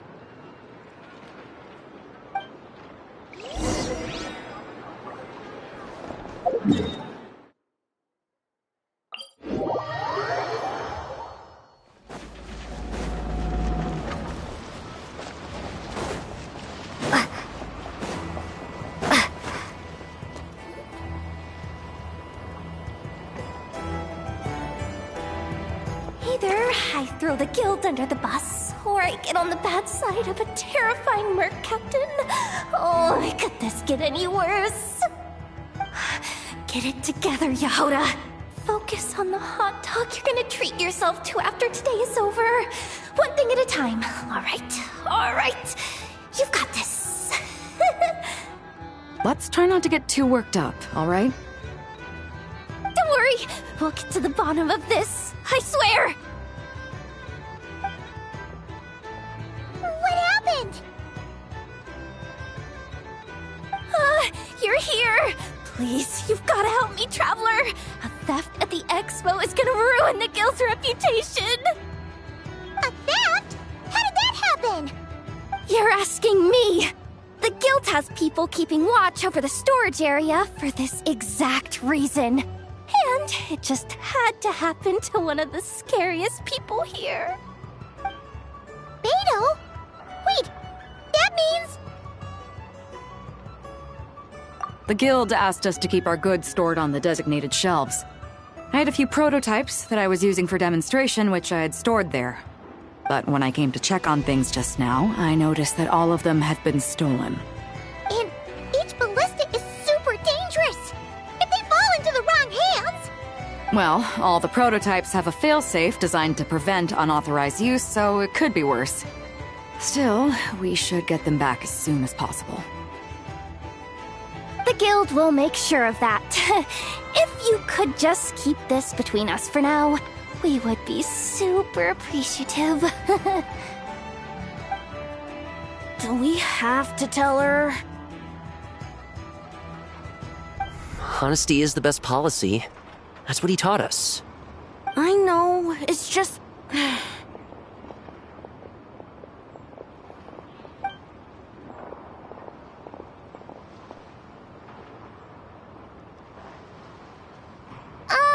Miss Yehoda... What are you 3 doing here? There's something you want to tell me, isn't there? Well, Neb's been obsessed with the ballistas ever since we got here. That's why Uncle Ashfapati told us to come see your booth. It seemed like he was interested in them too, because he even told us what parameters to ask about. Ever since this morning, we haven't been able to reach him. We wanted to ask Miss Yehoda for help, but then we heard about the ballistas being stolen. And? I don't think Uncle Ashfapati would do something like that, but... Ashfapati works for the guild. He has access to the storage warehouse, so he could get inside without the guards getting suspicious.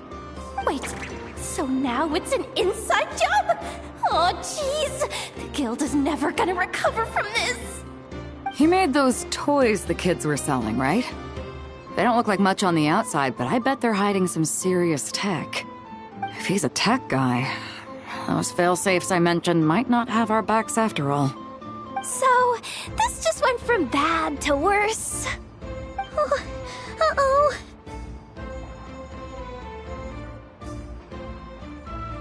could be. I mean, let's put it this way. There aren't a whole lot of people that could manage to stay off Yelan's radar. Why don't you take these kids to the curatorium and see what you can learn? I've got things covered here. Got it! Hold up. We can't hold these kids responsible, though. Right? No, of course not, but... Ugh, how do we explain this? You want to look out for these kids, don't you? I promised I would. Besides, they're innocent in all this. Good, because I'm looking out for them too. That's why I want to find their uncle as soon as possible. No matter what he did or didn't do, it's worse for them if he's missing. I guess we're on the same page then. Take these kids to the curatorium. I'll update Yelan and tell her to meet you there. Will do!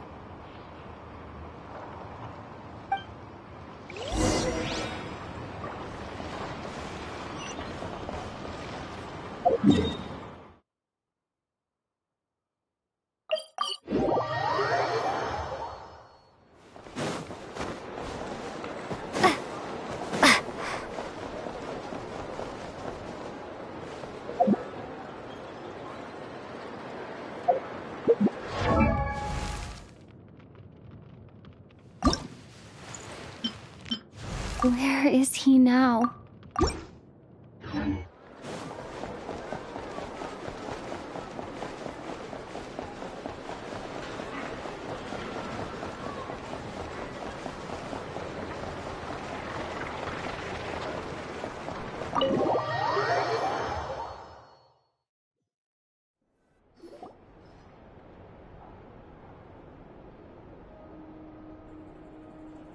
Well, this complicates things. Here I was hoping the trouble would start and end with you two. But no matter. This will all make for a very engaging story. I wouldn't be so flippant. This time, it's one of yours causing trouble. I'm starting to wonder if all those agents we captured were just a distraction, so the real culprit could make their move. It's all still up in the air right now. What can you three tell us about Ashvapati? Uncle Ashvapati isn't our real uncle, but he is our guardian. He adopted us when we were little. He told us we all came from the same band of eremites in the desert, but apparently, we're the only ones left. We've been traveling from place to place with him for as long as I can remember. We got to Nagcry not too long ago. Their eyes. What about them? I'm just reminded of something. About a decade ago, there was a band of eremites who, seemingly out of nowhere, gained technological capabilities far surpassing those of other groups. Leveraging that advantage, they built a number of highly advanced weapons and sold them to the highest bidder. The conflicts in the desert became even bloodier as a result. While the other groups were tearing each other to shreds, these newly minted arms traders stood by and reaped the spoils. But before long, their own weapons were turned against them. And as the flames of conflict engulfed the desert, the group met their end. None of the weapons survived, and so in the wake of that destruction, the status quo of the desert was restored. That's terrible. In the desert, it's kill or be killed. People will stop at nothing to gain the upper hand. If this happened in Fontaine or Liyue, I'm sure the perpetrators would have been prosecuted to the full extent of the law. But in the desert, no one bats an eye. From what they've told us, sounds like these kids are orphans from that particular band of eremites. Which means their guardian is likely one of the few survivors as well. Sounds like it. No! Uncle Ashvapati would never do something like that! No matter what happened back then, I know one thing for sure. Uncle Ashvapati hates weapons. Sure, he's good at building things, but all he does is make toys for us to play with. He can't be the kind of person you're making him out to be. Or... I'm sorry. All we can do is act upon the facts. So, what's our next move? From our interrogations, we've learned that in 2 days, the person behind all this has a meeting planned to collect the goods. If all goes well, we can head to the pickup point and ambush them. But if Ashvapati is part of this and the leader learns what happened, there's no chance he risks himself for his agents. So, that meeting might as well be moot. Then let's focus our efforts on Ashvapati for now. If we find him, he might just lead us to our culprit. If he stole the prototypes, there's bound to be a trail. I'm confident I can track him down. I just need some time. What can I do to help? I work best in the shadows. The more people involved, the harder it is to operate. As soon as I've got a location, though, he's all yours. You let me handle the search, and I'll let the special patrol handle the seizure. That does sound like the most feasible plan. I'll be waiting for the good news.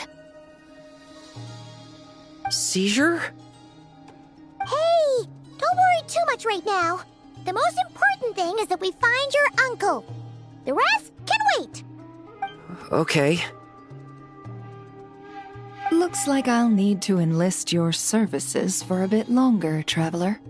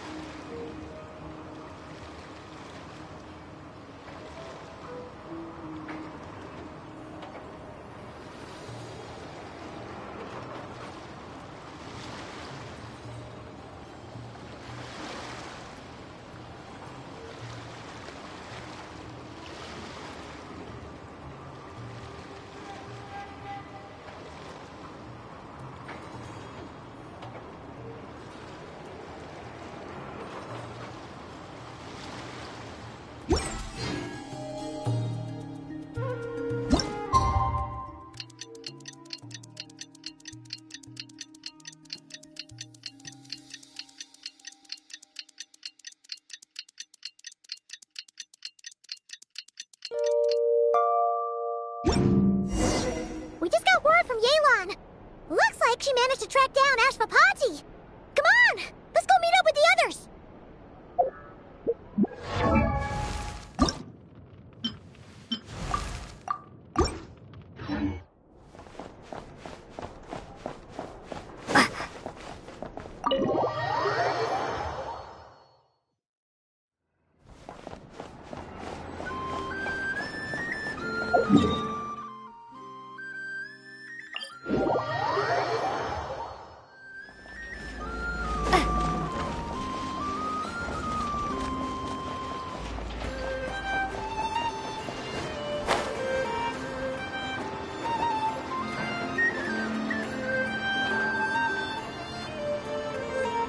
Took me a bit longer than I expected, but I found where he's hiding. Let me just be sure of one thing. We're dealing with someone who has extremely dangerous weaponry in his hands. If it comes to it, are you prepared to handle the worst-case scenario? Absolutely.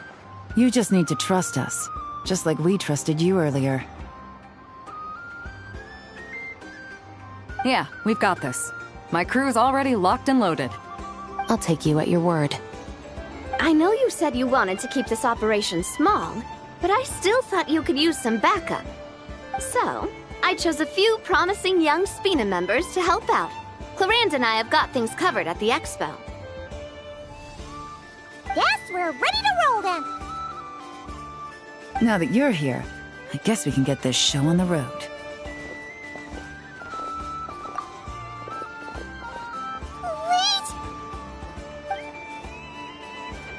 I'm sorry, you can't come with us. You need to stay at the expo like we agreed. It's for your own safety. We know. It's just... Do you really think Uncle Ashvapati is working for the bad guys? I wish I could answer that question, but it would just be speculation. And I work based off evidence. He's been gone for 2 days now, and he just left us here. He's never done that before. Maybe he really is working for those people and was afraid of getting caught. But if that's true, then that means he must have been involved in making and selling weapons in the past too. Wouldn't that make him a bad person? That's not for us to say. Take a look around the expo. There are plenty of other people making and selling weapons. Doesn't mean they're necessarily all bad people. Really? The same is true for your uncle. Whatever he may have done in the past, the real question we need to ask is why. There's a lot we need to know before we can judge a person. In Fontaine, we have a long and complicated process in place just to make sure we get the right answer to that question. Yeah. Why would Uncle Ashvapati do something like that? How about this? I'll make sure that Miss Chevras and Miss Yelan promise to bring your uncle back safe and sound. Then you can ask him yourselves. Thanks, miss.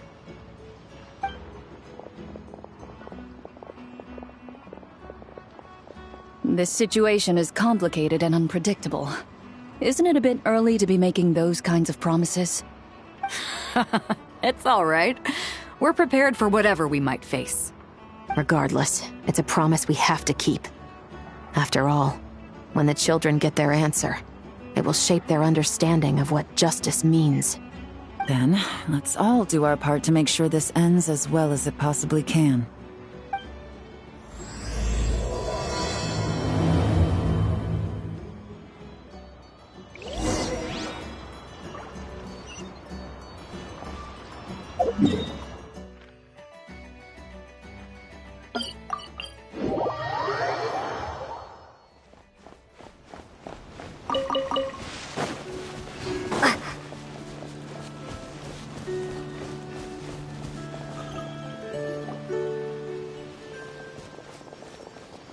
Stop right there! Where is he? We missed him. Looks like he left behind plenty of evidence, though. Search the area. Let's see if we can find a lead.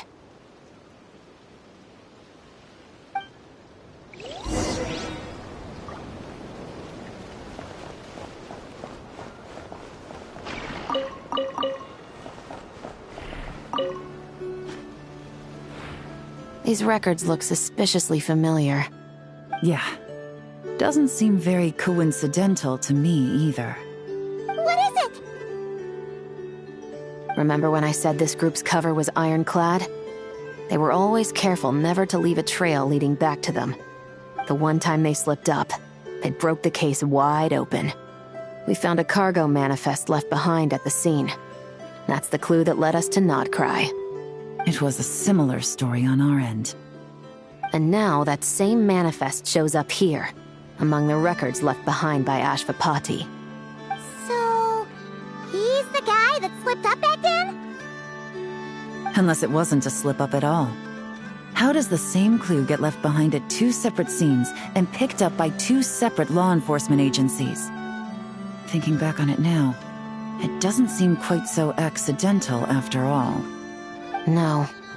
Almost like he led us here on purpose. But for what reason?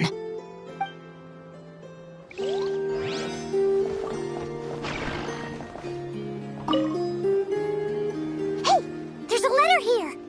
Look at how it's positioned. It was begging to be found. I think it might be for us. You think he knew we would come here?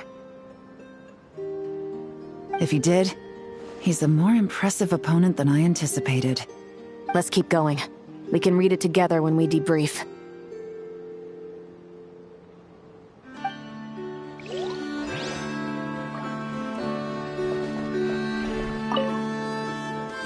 Wait!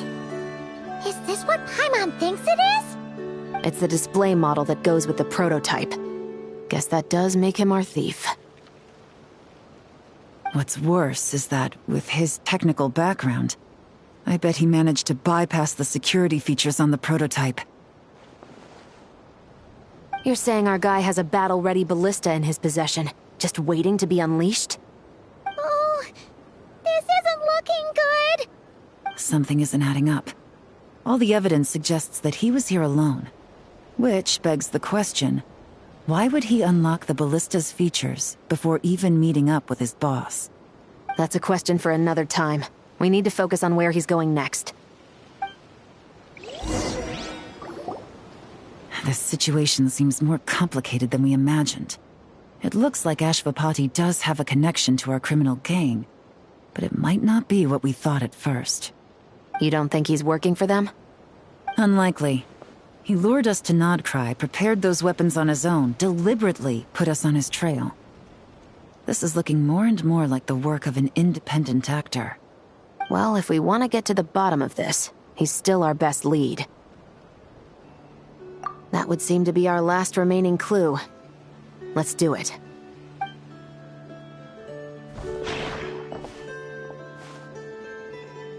To the officers of the Special Security and Surveillance Patrol and the Liyue Qixing, you certainly live up to your reputation.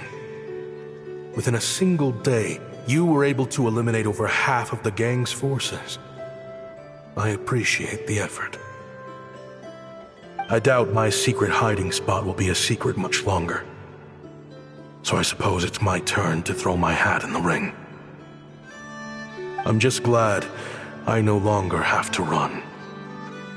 So, before my day in court is upon me, allow me to confess to my crimes.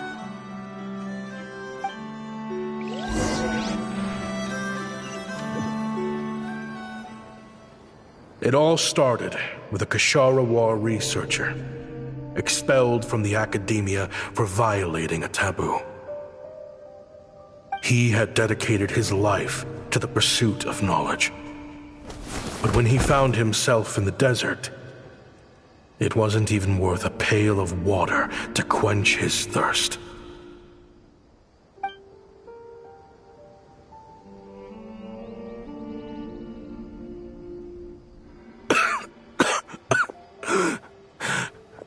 Could you spare some water? I'm a Kashara War researcher. If you need something, I could. Researchers like you are a dime a dozen. Smart as a whip until you find yourself in the desert. Then, you're lucky to survive the night. Are you mocking me? No, son. Just still trying to figure out why I've got such a soft spot for strays like you. Here, give me your canteen.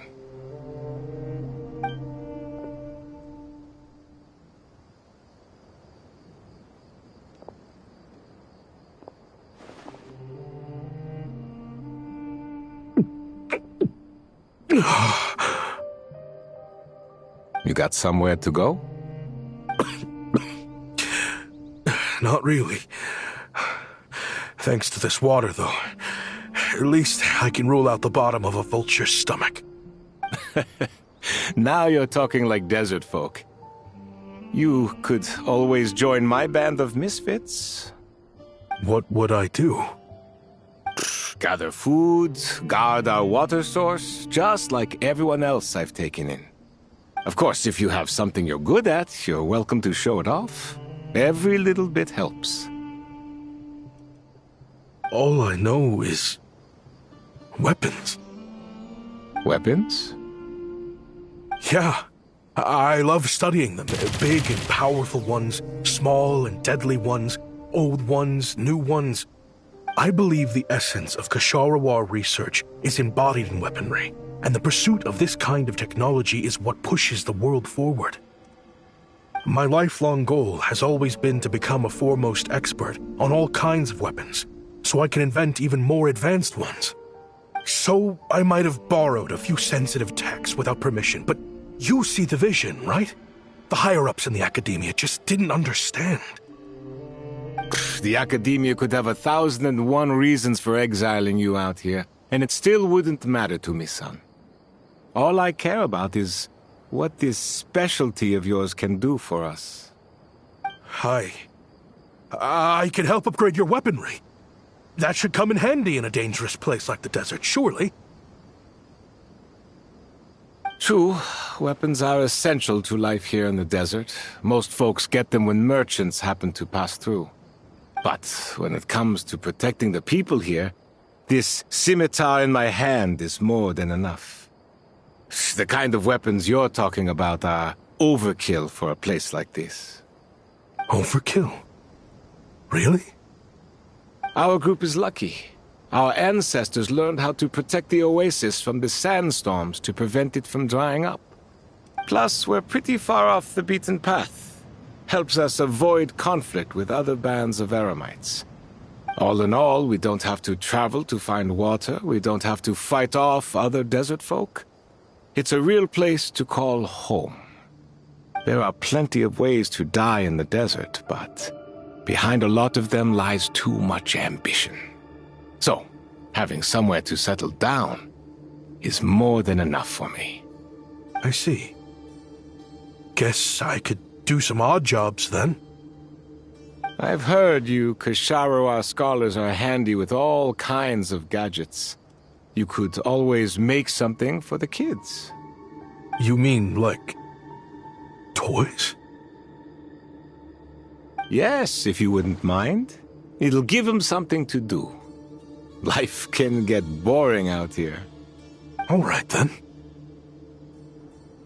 And just like that, a Ksharawar scholar at the cutting edge of his field ended up in the desert, making toys for children. It got boring from time to time, but all in all, those days were quite pleasant. The Eremites accepted me as one of their own, and all the children loved me. Looking back now, I wish I could have lived like that until the end of my days. But then, those despicable people showed up, and it changed everything. Don't rush me. These materials are in short supply. Oh, they've got a lot of nerve showing their faces back here. Send the gem? It has been a while. Well, we have a right to this oasis, too. Our ancestors were part of the group that discovered it. You hated this place. After that giant sandstorm when everyone else was trying to figure out how to help, you got out of Dodge the first chance you could get. Because I knew better than to be stubborn. Stay in one place too long around here, and it might just be your grave. You abandoned this place. If we'd done the same, the oasis wouldn't even exist anymore. You gave up your right to be here a long time ago. I heard they joined another band of Eremites after leaving us, but got kicked out. I bet they're only crawling back to us now because they've got nowhere else to go. Chief, should we drive him off? I'd like to see you try. I'm warning you. You won't get rid of us that easily. Leave them be. This oasis has always been big enough to sustain more than one group of people. It's not worth spilling blood over. All that matters is keeping the people here safe. At the time, I didn't think much of it. Just Chaim Wazet being the kind-hearted man he always had been. And so, normal life continued, much unchanged. Well, mostly. You can take the scholar out of the Academia, but putting your life's work behind you is easier said than done. I often found myself flipping through my collection of blueprints and sketches. The ruin drakes scattered around Sumeru were of particular interest to me. As far as I knew, no one had been able to analyze or reproduce the technology within those mechanisms. But I was able to design a kind of lure to bait them into attacking a specific target, in effect, turning them into a weapon. Somehow, the new arrivals at the Oasis must have caught wind of it, because they soon started taking an interest in me. Hope you don't mind me asking, but is that a weapon you're researching? I do mind, actually. It's none of your business. Rumor is you used to be a researcher at the Academia. All that knowledge going to waste out here in the sticks. What a shame. What do you want? I want to team up. The rules and red tape that got you kicked out of the Academia, they don't exist in the desert. You could take this research to the next level. As things stand, all you've got is a blueprint and a pipe dream. But what if you had access to the right funds and materials? What are you suggesting? Me and my men can get you what you need. In return, all you gotta do is bring this sketch to life. We've always had a good eye for business. Just never the right product. But this thing right here, the different bands of Eremites are gonna shell out Mora left and right to get their hands on it. You want to sell it? It's a win-win. You provide the goods, and I earn enough Mora from these people to fund the research of your dreams. I don't know. I understand what you're worried about, but listen, it won't come back to bite the people here. These people don't think bigger than this place. They don't get involved in conflict. I mean, come on. Their biggest enemy is the weather. You've made a bad name for yourself around here.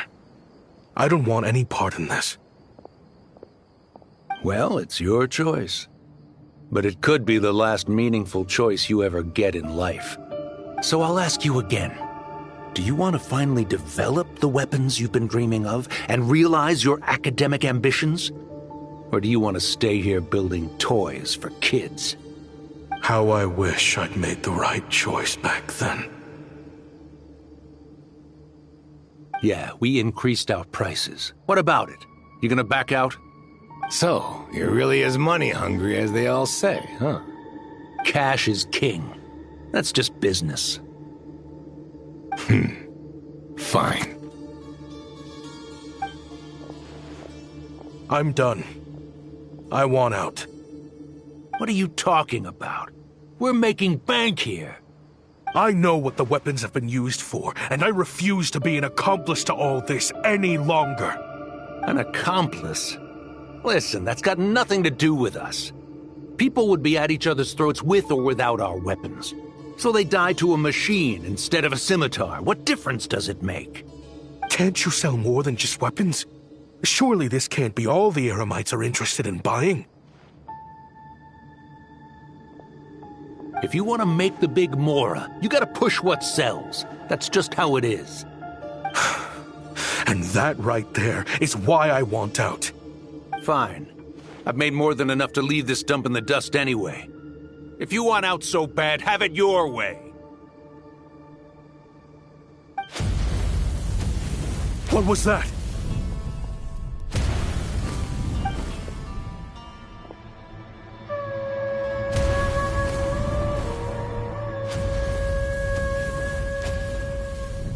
No.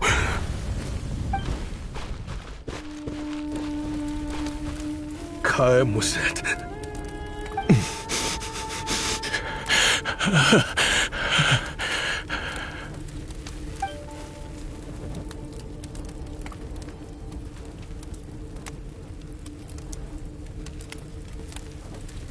How did this happen?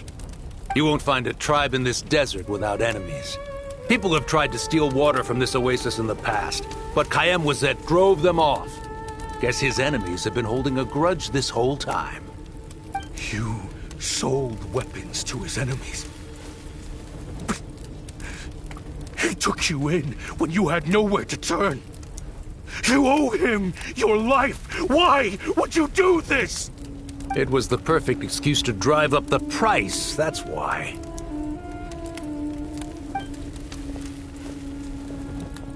It was only later that I found out. This wasn't the first time Senegem and his men had turned around and stabbed their allies in the back. Let's just say there was a good reason they had nowhere else to turn back then. I didn't chase after them or try to hold them accountable. In that moment, all I could think about was saving as many people as I could in a desperate attempt to atone for my sins. But once the weapons I designed were turned against us, the fate of this place was sealed. Even I could do nothing to prevent it. In the end, despite all of the burning tents I rushed into, I was only able to save 3 children. And now, you know the full account of my crimes.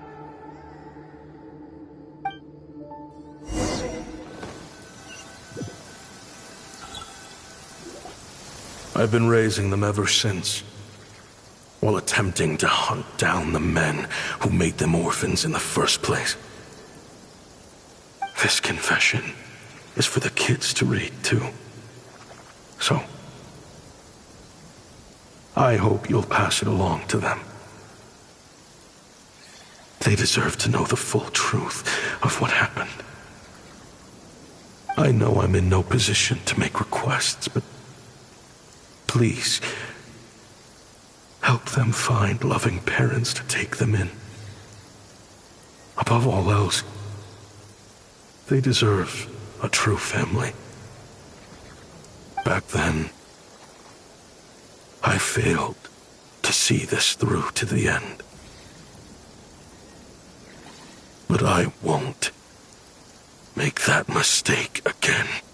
Jeez, if this is true... He's after the same target as us. And he's out for revenge. He even lured us to Notcry to help him get it. I think I know what he's planning to do with those ballistas now.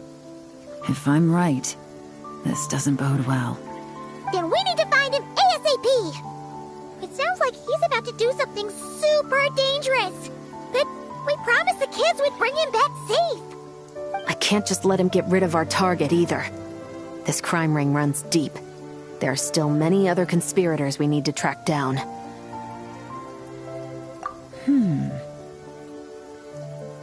Oh?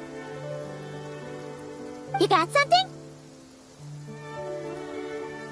He knew we'd be out of the picture investigating this place.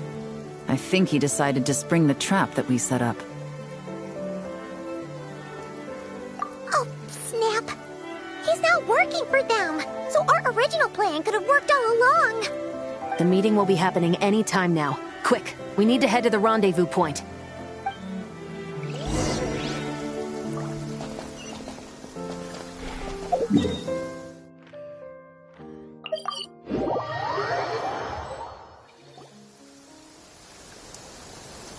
Ashvapati. It's been a while, Senegem. Over a decade, at least. How did you find this place? All these years.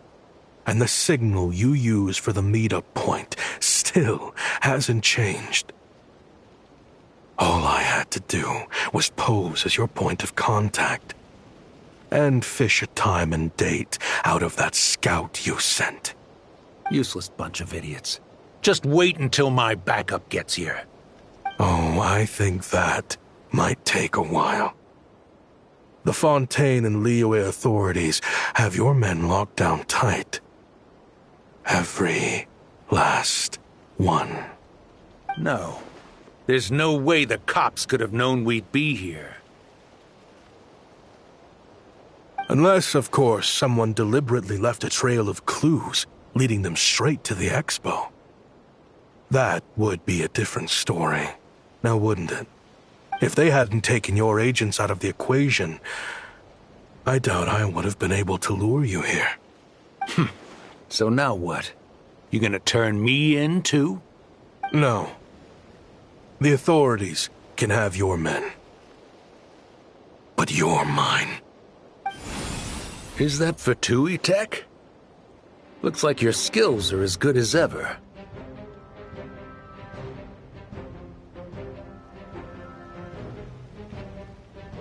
Listen, I know you're mad that I've been racking up Mora without you all these years, but it looks like you still got it.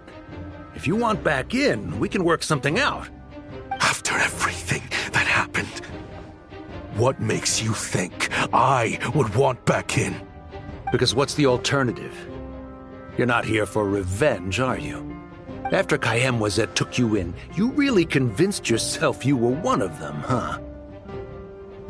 What you should have learned is that banking on loyalty and belonging is a losing hand. Better to cash out before you're in the hole. In the desert, my people live by one rule and one rule alone. The last laugh doesn't go to the righteous. It belongs to the one who knows how to cut their losses. Just look at me. When there's Mora to be earned in the desert, I'm a desert folk. When the opportunities in Fontaine are sweeter, I'm a Fontainian. You think everyone is as much of a lowlife as you? A lowlife? There's nothing Mora can't buy, Ashvapati. That includes prestige. You're talking to a renowned Fontainian philanthropist who lives in the Vasari Passage and spends his days going from one grand banquet to the next. Nobody who counts would dare call me a lowlife. Are you done? Clearly there's no reasoning with you. Fine. Have it your way. But if you want me dead so bad, why'd you come to face me alone? That wasn't the wisest decision now, was it? Oh, don't you worry. I brought plenty of firepower with me.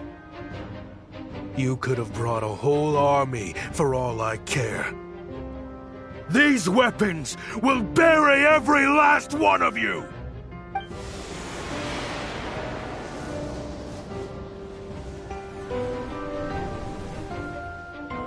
What the? Are you crazy? If that thing fires, you're not getting out of here alive either. Yes, that's the plan. It's high time both of us paid the price for our sins! He's lost his mind. Get him! Start breaking his bones until he removes this barrier! Hold it right there, all of you! Otherwise, I've got enough firepower to go around, too. The Maison Gardiennage! You got here sooner than I expected. Hey! What's that in the sky? Looks like bad news! Ashvapati, you have my word that these people will face the judgment of the Fontaine courts. Remove the barrier and come with us at once. Fontainian justice is too merciful for them. You should leave us. Stubborn fool. I don't deserve them. I have to atone for the things I've done. What is it you feel you need to atone for? Weapons research? You're from Liyue, right? Your ancestors were the first people to master the recipe for gunpowder. And yet, they turned it into fireworks and firecrackers that even children could play with. Surely, it's choices like that which make Liyue what it is today. I hear that it's a very peaceful place to live for the most part. But me?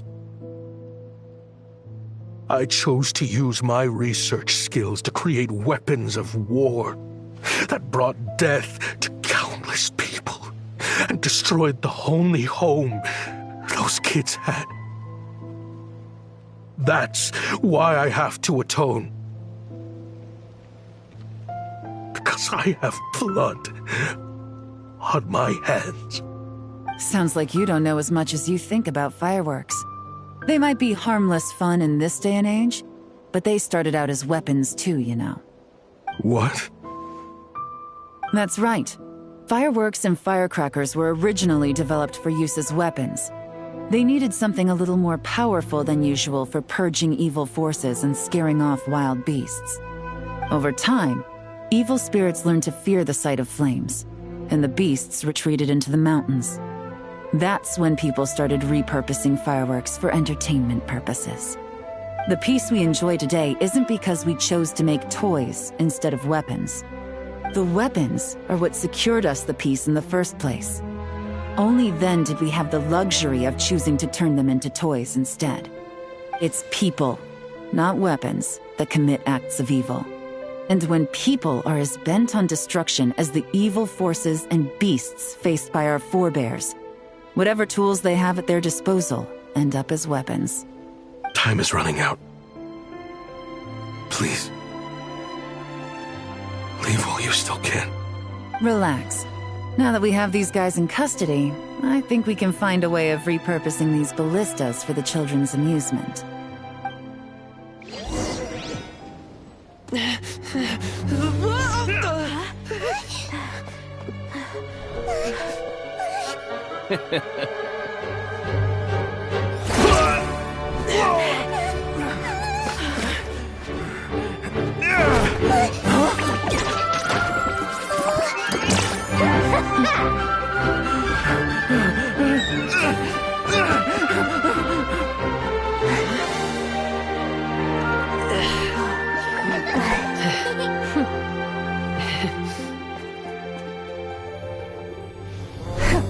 I knew they were looking for trouble, but they messed with the wrong manager.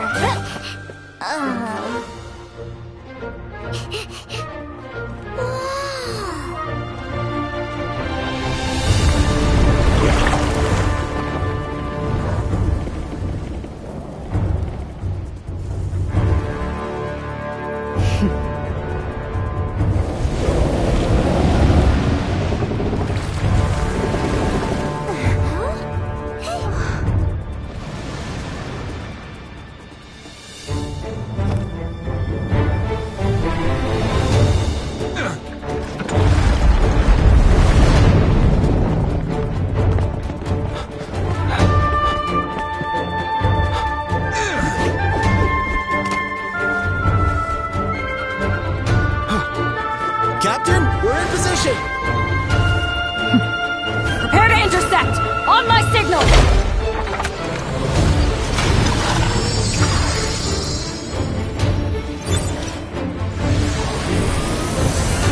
Fire!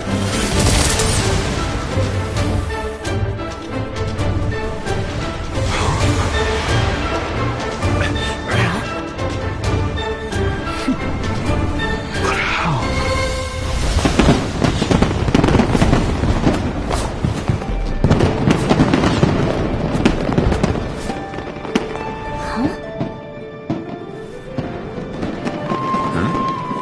Fireworks show? Oh.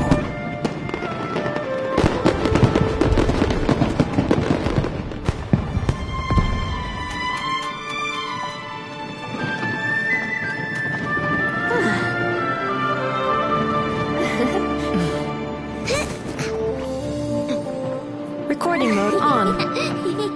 Has this always been part of the show?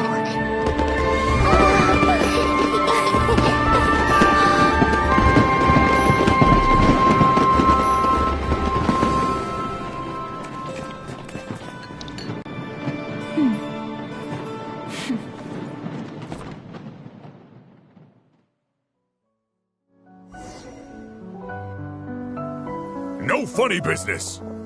I never imagined the Guizhong Ballista could be used for something so beautiful. If you'll agree to come with us and answer some questions, it would be a big help to our investigation. Of course. You'll have my full cooperation. I know I'm guilty. Just not sure of the precise crime at this point. Honestly, me neither. I'm sure a case like yours would have Fontaine's top legal experts scratching their heads. As for these arms dealers, though, I can confidently say that none of them will be getting away with this. So at least you can take some solace in that. I know. There's no sentence the court can give them that will satisfy you. But at least the trial will be a public declaration of their crimes and the punishment they will receive. The victims deserve that much. Considering the alternative was them dying in obscurity to a revenge killing with no one left behind to tell the story. This looks more like real justice to me. I guess you're right.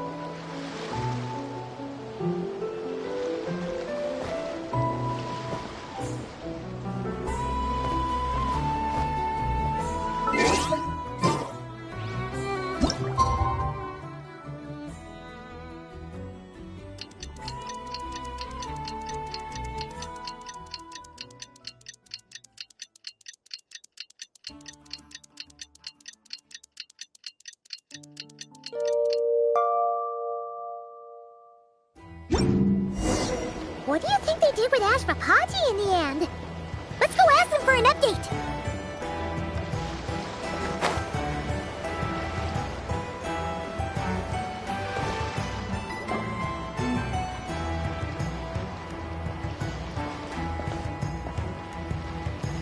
Great!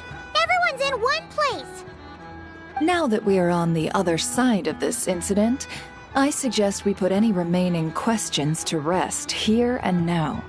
The Voynich Guild won't be responsible for any disputes remaining after this meeting. Understood. Well, there's been no serious harm to me or any of my compatriots. And with the arms dealing operation closed down, I've achieved my strategic objective. I'm happy to let the Fontaine authorities process the culprits from here on. I appreciate your flexibility. I'll need all of them in my custody to proceed with the case files. As for you...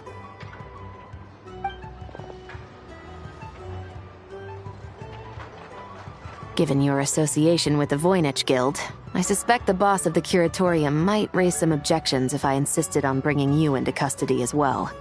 Then what do you propose, Miss Chevreuse? While pursuing one of the suspects in this case, it was unfortunately necessary for me to destroy a certain signboard in Nasha Town. Is that an official confession, officer? What I'm suggesting is that I don't file charges against Ashvapati, he stays here, and in return, you don't seek damages for the signboard. Sound fair? Deal. Surprisingly smoothly. Paimon figured it was gonna be a whole ordeal. Uncle Ashvapati, we... They told us the whole story. Everything you've done. Even so, we still want you as our uncle. But I... If you'd been less trusting of the promises these men made to you back then, and left some weapons for your own people to defend themselves with, maybe things would have turned out differently. The way I see it, Your crime wasn't the weapons research itself. It was failing to use that knowledge sensibly, to protect the ones you cared about. Yeah. You're absolutely right. Well then, what are you waiting for? The chance to atone for real is staring you right in the face. Children, from now on, I will protect you with my life. Traveler, Yelan. On behalf of the Fontaine authorities, it has been a pleasure working with you both. I wish you all the best. I have plenty of other business to attend to, so it's probably about time I got going as well. See ya. Looks like you're a free man. I guess, but even if they won't arrest me, I still have a lot to answer for. I joined the Voynich Guild with my own agenda and nearly ruined their reputation. Are you really gonna let me get away with that? After you joined us, it didn't take me long to find out that you'd lied about nearly everything. Everything except your desert origins. That turned out to be true. I actually consider the desert my home too, so I was interested to learn who the real Ashvapati was. Thanks to the Traveler, I now know the full story. And my, what a story it is. Granted, the final chapter caused us a fair amount of trouble. But hey, sometimes that's the price you pay for a good ending. Are you serious? I mean, obviously I can't let you stay in the guild. Not after all the rules you broke. I completely understand. I'd recommend that you take these kids back to the desert. Why? The desert has been plagued by seemingly endless conflict since as far back as I can remember. But your story offers a glimpse of a different way of life. Maybe there really is hope for peace in the desert. The Sumeru of today is a different world than what it once was. With Lesser Lord Kusanali at the helm, who knows where the possibilities end? Maybe you could rebuild the home these kids once knew. I'm flattered, really. But that was a lifetime ago. I'm sure the sandstorms will have buried any last trace of that oasis by now. Sure, we could put up a few tents and call it a settlement. But what then? It would be a brutally harsh existence. There's no way around it. Where there's Mora, there's always a way. Hello, my dear customer. Why don't you discuss your needs with me? If you can dream it, you can buy it. So Mora is the answer, huh? All right. Say I wanted to buy a hometown for these children. You telling me I can buy that from you? Don't take her so literally. She's just doing her sales pitch. Sure can. Huh? Ta-da! I present to you one magical gemstone created by none other than the renowned mage Alice herself. Simply plant it in the ground and a spring will instantly start growing. Before long, you'll have yourself a fully fledged oasis. And the best part is, it's designed to work flawlessly, even in the most arid and sandiest of deserts. What the? Huh. Looks genuine to me. Goodness. They always say you can find everything at the Not Cry Trade Expo. Turns out it's more than just marketing hyperbole. Still, surely a treasure like this must cost the world. As much as I'd love to buy it, I don't think I'm the kind of clientele you're looking for. Actually, this could be your lucky day. The mage who tasked me with selling this insisted on setting the price herself, and she priced it as whatever keeps the kids happy. Needless to say, I could have found far more lucrative options. But alas, none of them would be worth breaking a promise to a mage over. Whatever keeps the kids happy? So what is that in Mora? Good question. I got it! How about I charge you whatever you 3 kids earned at the expo? Then you can say you bought back your hometown through nothing but your own hard work. I think that would keep the kids very happy indeed. Wouldn't you agree? Deal! Hooray! Well, this was a strange turn of events. I think it's safe to say that this was one of the more memorable trade expos.